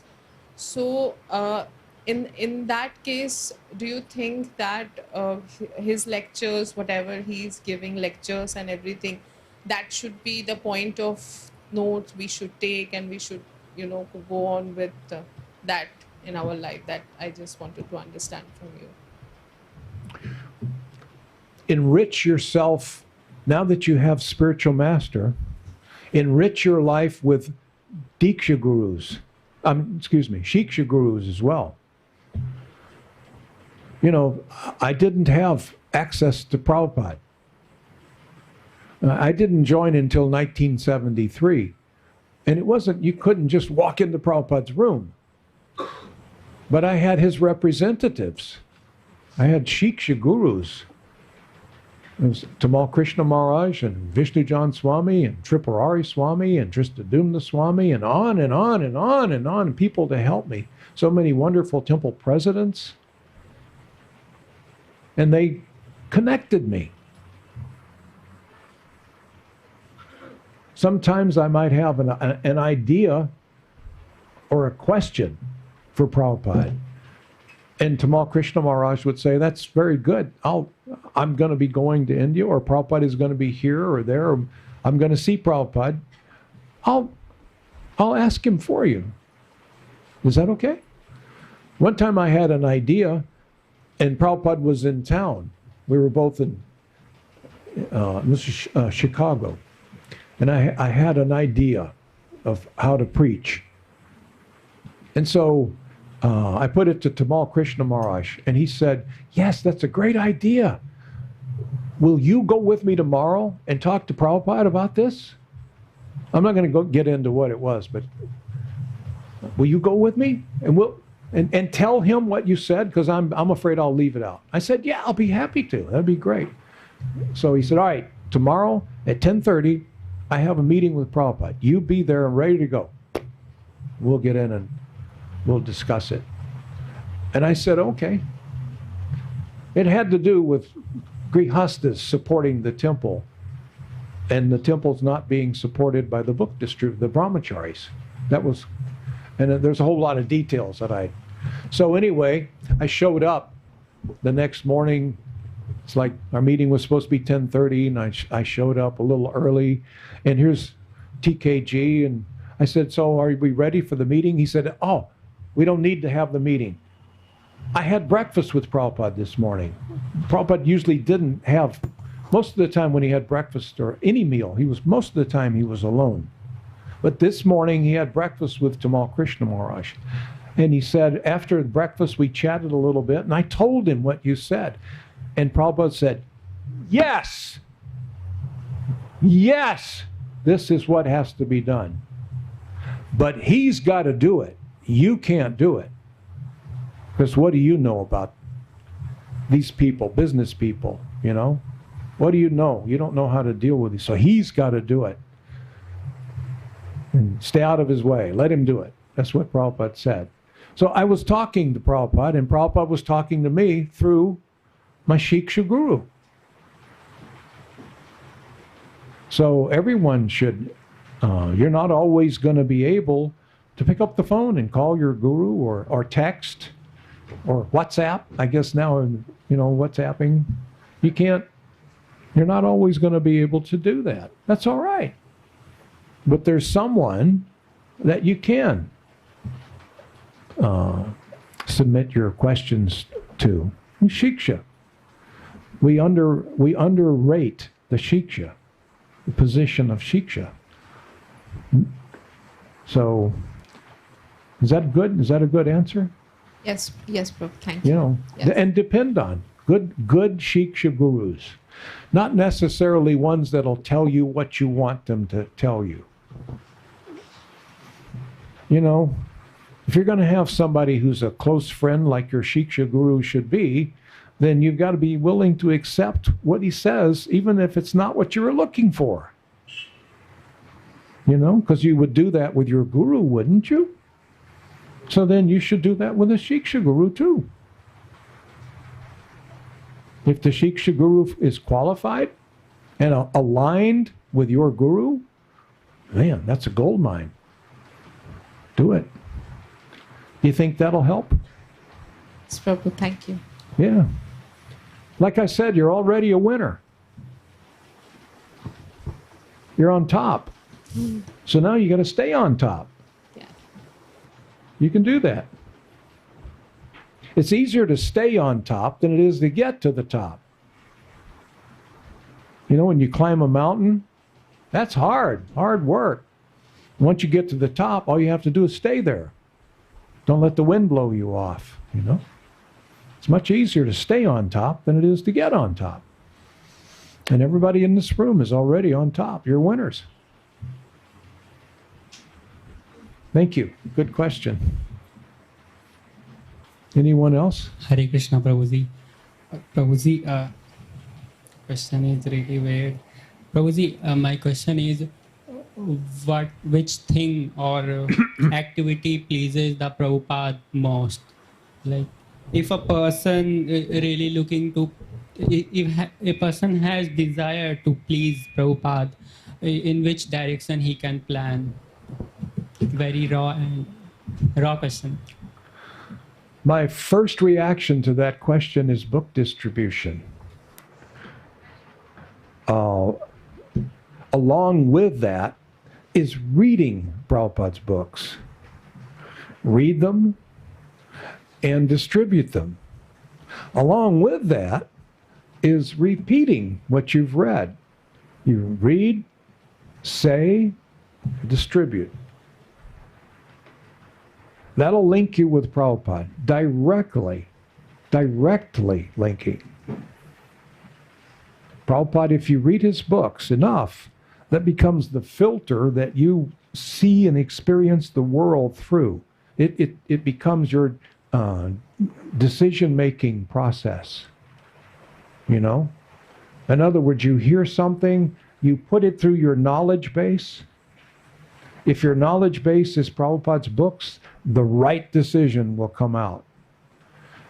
If your decision-making process is what you learned in college, then good luck. Good luck. Or some mundane knowledge. There's real knowledge and mundane knowledge. Real knowledge you learn through Prabhupada's books. So read Prabhupada's books, distribute Prabhupada's books, and repeat Prabhupada's books. If you do that, you're going to stay on top. Nothing can knock you down. That's a fact. That's an absolute fact. So we can say that reading Prabhupada book and preaching, like... Yeah. Read, repeat what you read, and get someone to take the book. It's a funny thing, when you read Prabhupada's books and you speak his books to someone, they're going to say, where did you get that knowledge? That's amazing. I got it in this book. Huh? Let me see that. Wow, where can I get one? Oh, I got a whole box of them here. How much do you want for? No, here, you just take it. If you need the money, tell them, give me some money and it's yours. But it's nice if you can hear it, take it. Because I care for you, you take it. And when you get to reading and you have some question, well, WhatsApp me. It used to be call me or write me a letter, but people don't do that anymore. They WhatsApp. So that's okay. When you read this book, you'll probably have some questions, and I'm always here for you. You give me a call, we'll talk about it. That's what an extraordinary man does. You can do that, can't you? This is fun. This isn't hard work. This is fun. Yeah. Thank you, Prabhuji. Okay. Should I ask one more? Huh? We can take questions. Hare Krishna, Prabhu. Hare Krishna, Prabhu. Good to see you again. Hare Krishna. Prabhuji, like we have heard that as Srila Prabhupada met Bhakti Siddhanta Saraswati Thakur in, I think, 1911. Basically, Srila Prabhupada took initiation from Bhakti Siddhanta Thakur around 10 years later after meeting him. He took initiation. So we heard that from devotees that we should take sufficient time before taking initiation from some spiritual master, because it's a very serious matter. We are taking a vow before him, and if you don't follow the vow, then the spiritual master also suffers. We have heard about it. So, like, what do you think? How many years we should take, or like, what should be the criteria so that we take initiation? Because taking too fast is also maybe not be good. So, what do you think? How much time we should take for before committing ourselves to some spiritual master? That depends on what your guru says. Prabhupada actually said in that he met Srila Bhakti Siddhanta was in 1922, I think. So he took initiation 11 years later. Formal initiation. But initiation takes place in the heart. So this initiation took place immediately. He made it formal later on. Okay? It's like getting married. You don't wait until the wedding ceremony to fall in love.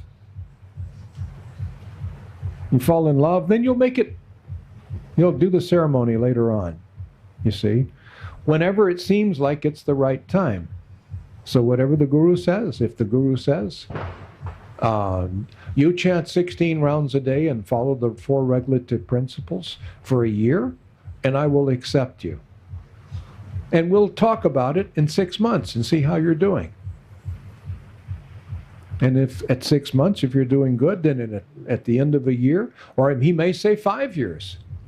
He may say 10 years. He can say whatever he wants. So it's a personal thing. When you're a person, you're an individual, you're a unique individual. You know, Krishna is a person, and he sees every one of us as entirely unique. And so, being unique, I can't cookie cutter what a devotee is. Bang, bang, bang. They're all the same. You know, robots. I'm going to turn you on in a year. Well, it's not like that. You develop a personal relationship with your guru. He may say, I'm ready to go today. Because I know you. I'm touching your heart. And you're touching mine. He may say, 5 years. He may say whatever. 1 year, 2 years, whatever.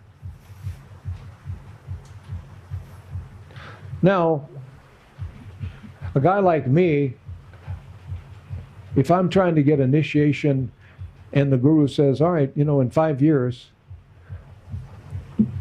I'd want to negotiate. What do I have to do to knock that down to 2 years? You know? I mean, he may say, "Whoa, hey, you're an eager beaver. All right, for you to do it in 2 years, then you do like this." You see? But you wouldn't know that if you didn't ask, right? Is there any way we can knock that down to maybe 3, 4 years, 2 years? You know, what do you think? I think that would appeal to the spiritual master. I mean, that's just my way of thinking. Maybe it's not for everyone, but that's that's what.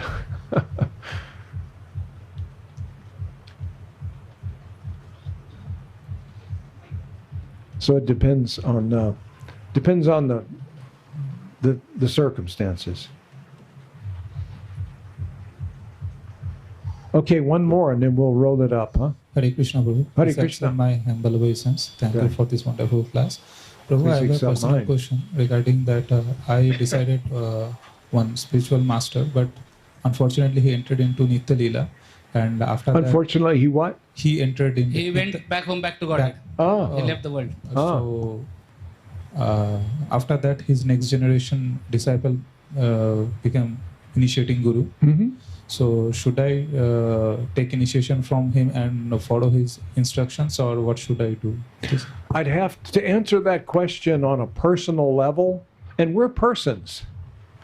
I'd have to know more details. I'd have to know more about you and more about the guru that you have, your prospective guru, and the whole situation. So I can't give you a fair answer. Again, I don't believe in cookie. You know what a cookie cutter is?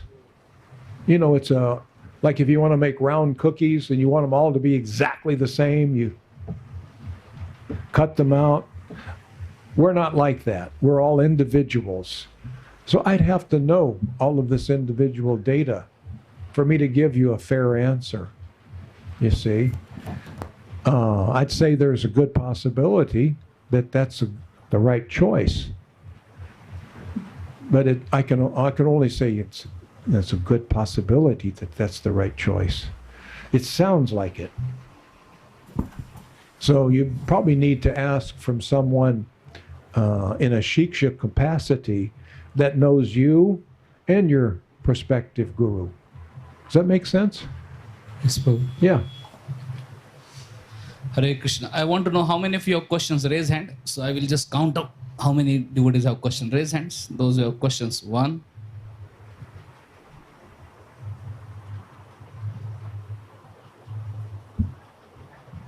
2. So 2 devotees. 3. We are just going to count that number of question and then okay. All if you have any question, raise hand. So we'll know that many questions are there. Okay, 1, 2, 3. Fine. Is that okay, Prabhu? 3 questions are there. I'm your servant. Okay, fine. You just tell me what to do. Okay. Hare, here, Mike. Here. Hare Krishna.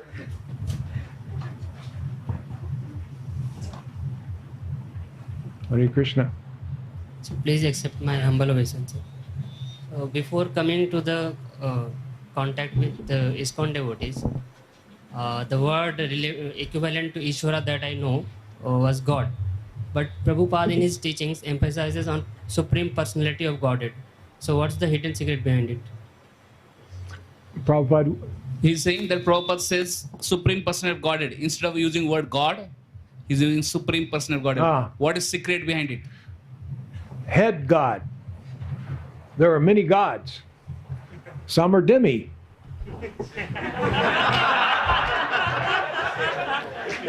You could call them semi.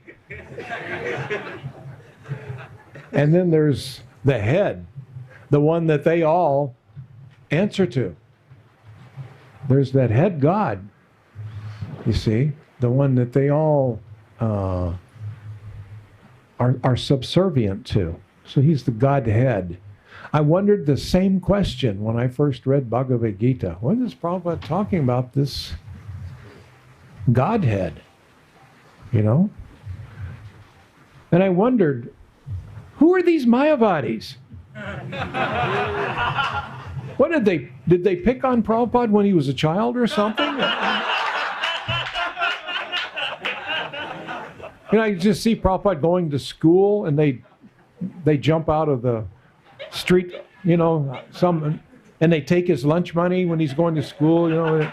Why does he punching on these Mayavadis like this? You know? Who are these Mayavadis? And then I realized one day, he's talking about me. I'm the Mayavadis.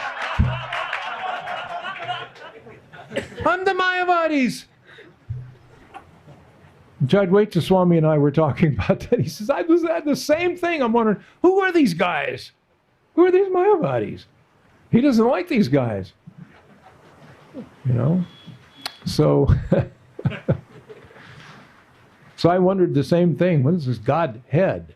And then later on, as I read, the dots connected. And okay, now I get it. You know, now I understand. It's the head of the demi-semi gods, you know. And I'm a Mayavadi, you know, and maybe I can get over it. But I was. I think most of us were, many of us were. Or maybe not. Maybe Jayadwaita and I were the only ones. I don't know. Does that answer your question?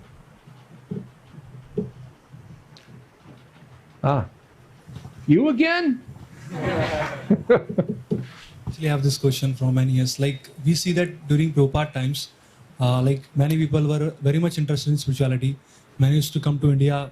Even many people, they used to come by hitchhiking. Like they used to come to Rishikesh and they used to inquire about God. But after Prabhupada left, we saw a very exponential decline in the number of devotees and as well as the outreach happening there. So, like, what is the reason behind it? Like the people the quest has decreased for God, or like something, what has happened in the American society due to which that like preaching is like very much decreased. Like during Prabhupada times, it was like booming. Well, I think what might have happened, it could be that you're seeing the people, those who are in the quest for God and spirituality, some of them may have taken on a different form. You know, they're not like those hitchhiking guys anymore. Although I see a lot of those people in Vrindavan. You know, when Abhiram, my godbrother Abhiram was running the MVT a few years ago, he was able to market the MVT to this crowd that you're talking about, you know, but by this time, they had more money. You know, they're like rich hippies. So they take a bath, but they're still kind of hippie, but they bathe and, you know, they get a little high, but less maybe. So they look different. And maybe they don't hitchhike through India. Maybe they come by jet, you know, or maybe they even come first class. We don't know. Because some of these guys, he was able to make the MVT much more profitable in renting the rooms, and he appealed to this crowd.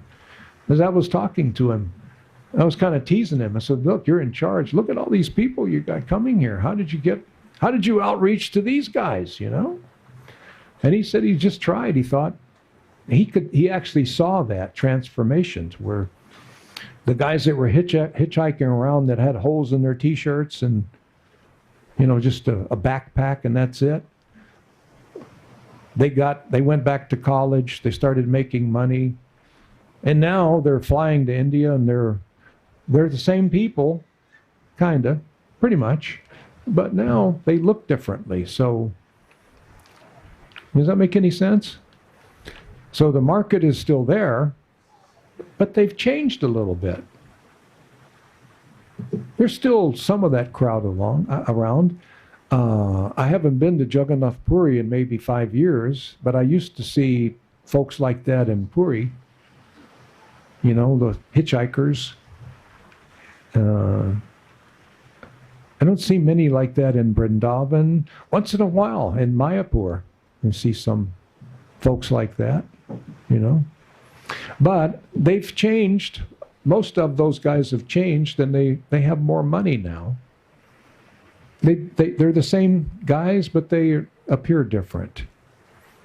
So the rush is still going on. We, ISKCON, are still exploding. It's happening. Some people say, oh, the preaching in North America is dead. That's foolish. That is not true. Maybe you got to work harder. Maybe you're not, you know, you're looking to market your ISKCON. You're looking to market Krishna. And it used to be this was the market, but that market dried up. It doesn't mean that there is no other market. You got to go looking around. You got to look under some different rocks. Maybe Krishna wants to see how determined you are. So he changes the playing field, you see. So therefore, we got to preach to anybody and everybody that'll listen. Whether they're rich, poor, whatever. Whoever will lend me an ear, you got to give them Krishna. So I think that market is still there. And it might have even grown, but it looks different now. You walk right past them in Monkey Bihari Bazaar, and you didn't know it was one of those guys that you're talking about. Or you see them in Krishna Balaram, and you don't recognize them because they look different now. Also, some more, I feel changes have come about. For in Prabhupada's times, like Prabhupada was the singular, very famous personality who brought Krishna consciousness to the West. After that, Narayan Maharaj, after that, Gaudiya Math, and now Kripalu, you know, people, and also many other organizations like Sadhguru and Sri Sri Ravi Shankar, Brahma Kumaris, they all have come. The market has become very big now. Plus, also there are also many people who are doing this Bhakti Fest. And things like that, where they, besides Hare Krishna, they also sing Bam Bam Bole and all those Shiva. There are other things also they sing. There are people. who sing other songs of Shiva, Shivoham and all that they're singing. Yeah. So now I feel that in the Western world, people have got a wide variety of, even Subramanya Swami, that Shiva worshippers. So now because these people actually, I feel personally, my observation is, Prabhupada sort of opened the market for these people. They all entered Right. now. Right. These guys have entered the West now. Now many of the Western people are confused to which one to pick up. Besides that, within ISKCON there have been some ups and downs, and due to which some people are going to different people like that. So when I travel in the West, East Coast and the West Coast, I see that in Prabhupada's times there were hundreds of devotees inside the temples, 4 walls of the temple, especially between 1971 to 77. In His Holiness Dhanavir Swami's book, Fortunate Souls, he writes about that, how it was booming in those days. Now the new joinees into the temples is not like that, Right. as it was before. Now most of the devotees live in congregations spread it out. And as you said, the scope is definitely there. If preaching is done in a very focused manner, probably many Westerners would still show interest. But at the same time, it is an undeniable fact that there are multiple competitors for us. Many other organizations, Unless we really do an excellent job of, like you said, compassion on one hand, and we have to be professionally presenting it, and creating a facility for them to come and practice without putting them off. Yeah. Only then we can succeed, because now many other organizations are looting many other people without giving them the substance. That's a fact. Like you were telling, spoon feeding. That's a fact. I met up with some organization in Sedona.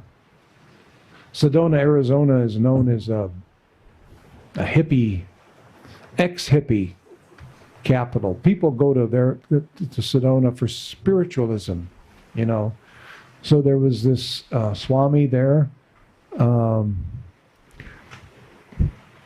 I don't remember the name of the organization, but they were totally impersonal. And I can't remember right now how I got hooked up. How did I meet the Swami up there, Kirtaneshwar? Because I had arranged to have the program at the chocolate tree. Yeah. And then that was her guru. That's right. He had lived up there in Sedona, and he knew the owner of this really great restaurant where the spiritualists went. And so he hooked us up, I got a speaking engagement there. And we still go back to, once, twice a year. You go up there maybe. Ideally more, but twice so far. We're trying to do once a month if we can. Yeah. They're ready to go once a month. It's just, time to do it, And so, but he's trained up and polished to where he can do it. So anyway, this Swami had like a little commune a few miles outside of Sedona, and he was her guru. So she introduced us, and he invited me to stay at his ashram. So he and I became friends, and we're still friends. Although I've defeated all of his philosophy, but I love the guy. He's a total Mayavadi, but hey, come on, you can get over it. I got over it. Anybody can get over it. And so then one time I was up there, and he asked me if he could buy a set of Srimad Bhagavatams. And I said, Maharaj, no. Huh? I'm going to give you a set of Srimad Bhagavatams. So Kirtaneshwar Gurung and I took a set of Bhagavatams up, and we had a little celebration, and we installed them. And how long after that, I don't know how, not long after that, he started reading. He wanted to read. Not long after that, he closed the whole thing up. There were, I don't know how many, 30 people living there, something like that? Maybe 15 or so. Yeah, 15 or something like that. And he told them all, go serve someplace else. In other words, leave, and he sold it. And now he's just traveling around with a set of Srimad Bhagavatams in his truck. So we can compete with these guys. You know, we can win. They can't. They can't dominate over us. We've got the knowledge, and we know so much about the individuals that we're preaching to. We know you're part and parcel of Krishna. And let me tell you about this Krishna. I mean, he would actually let me give classes in the ashram. Every time I went there, he wanted me to give class. And I would punch him in the face, you know? Well, in a nice way, and then they'd ask me to come back. You know, I was just going to say, thinking about Radhashyam Prabhu's comment and you bringing that up also, I think one of the things that makes ISKCON maybe less attractive to that hippie crowd now is that we're more established. It's almost like they have this desire to reject society, to reject especially organized religion, like they're rejecting their church, they're rejecting their country. And so that type of person, when they see ISKCON as an organization, it turns them off.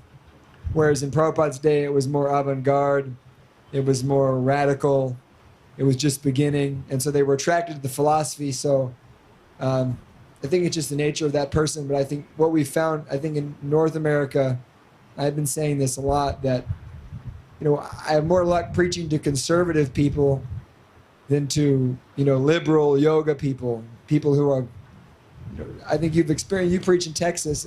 Texas is the best place I've ever distributed books at. It seems that the conservative people who are intelligent and have some attraction to God, they're more interested than those hippie types, because the hippie types are very much interested in rejecting, and when they see a society, an organization, a temple president, GBC, that they you know, we're very, very, you know, generally the preachers in ISKCON now, we read the books, we know what to say, we have polished answers, and so they're kind of turned off by that. See, in Prabhupada today, it was just Prabhupada and his followers. There was no hierarchy so much. It was us and Prabhupada. So now they come into ISKCON, they experience ISKCON, and you've got like a government.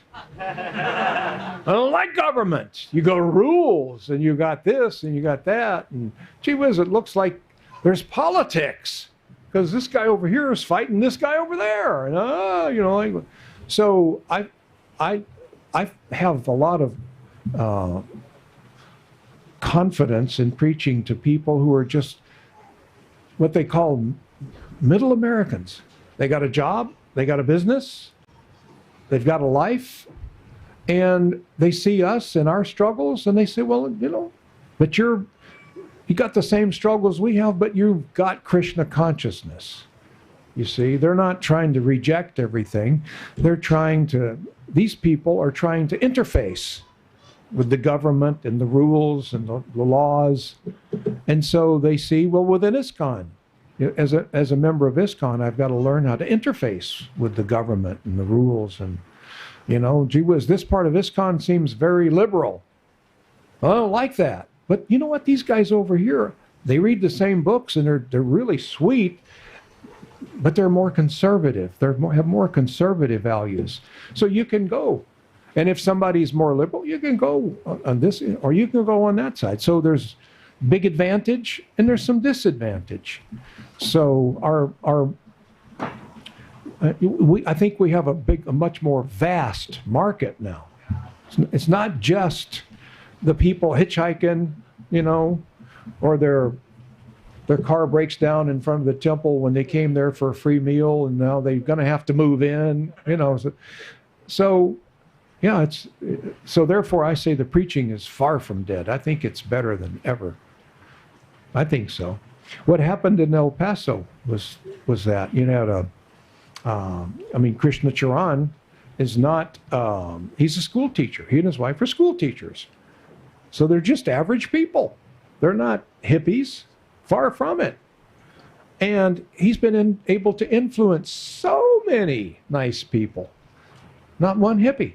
Maybe some of them that are on the edge, you know, but most of them are just family folks.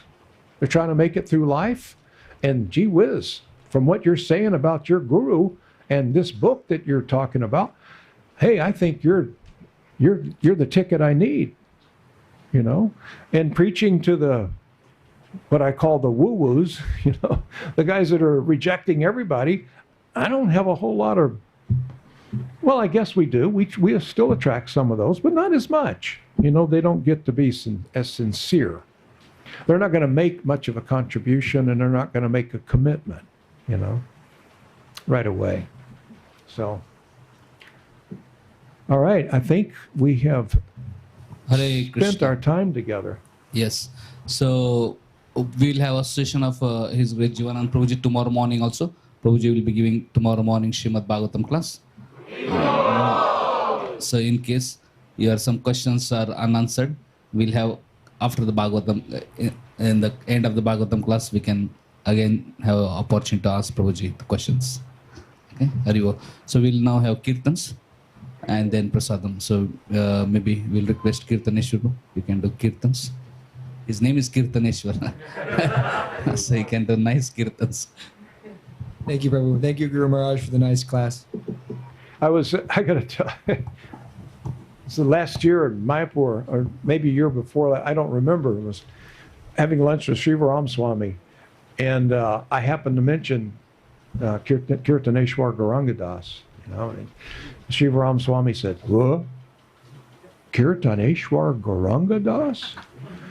And I said, "You're using that one, ain't you?" And he said, "You bet." So then he was telling me a story of Krishna when he met Radharani in the forest, and it was dark and he couldn't see her face, and she moved a little bit and the moon was in her eyes, and it looked like her eyes were full of stars, and so he called her Taralakshi. And he looked over at me and he said, "You're using that, aren't you?" I said, "You bet." All right, so Kirtan. Haribo. So let us thank His Great Jivananda Prabhuji for his wonderful session by loudly chanting 3 times.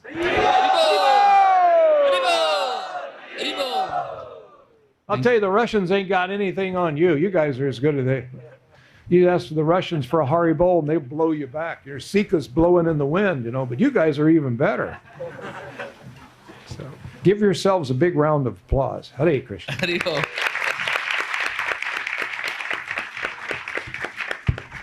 And I say again, you're already winners. Take it all the way. Cash it in. At this point, you can't lose.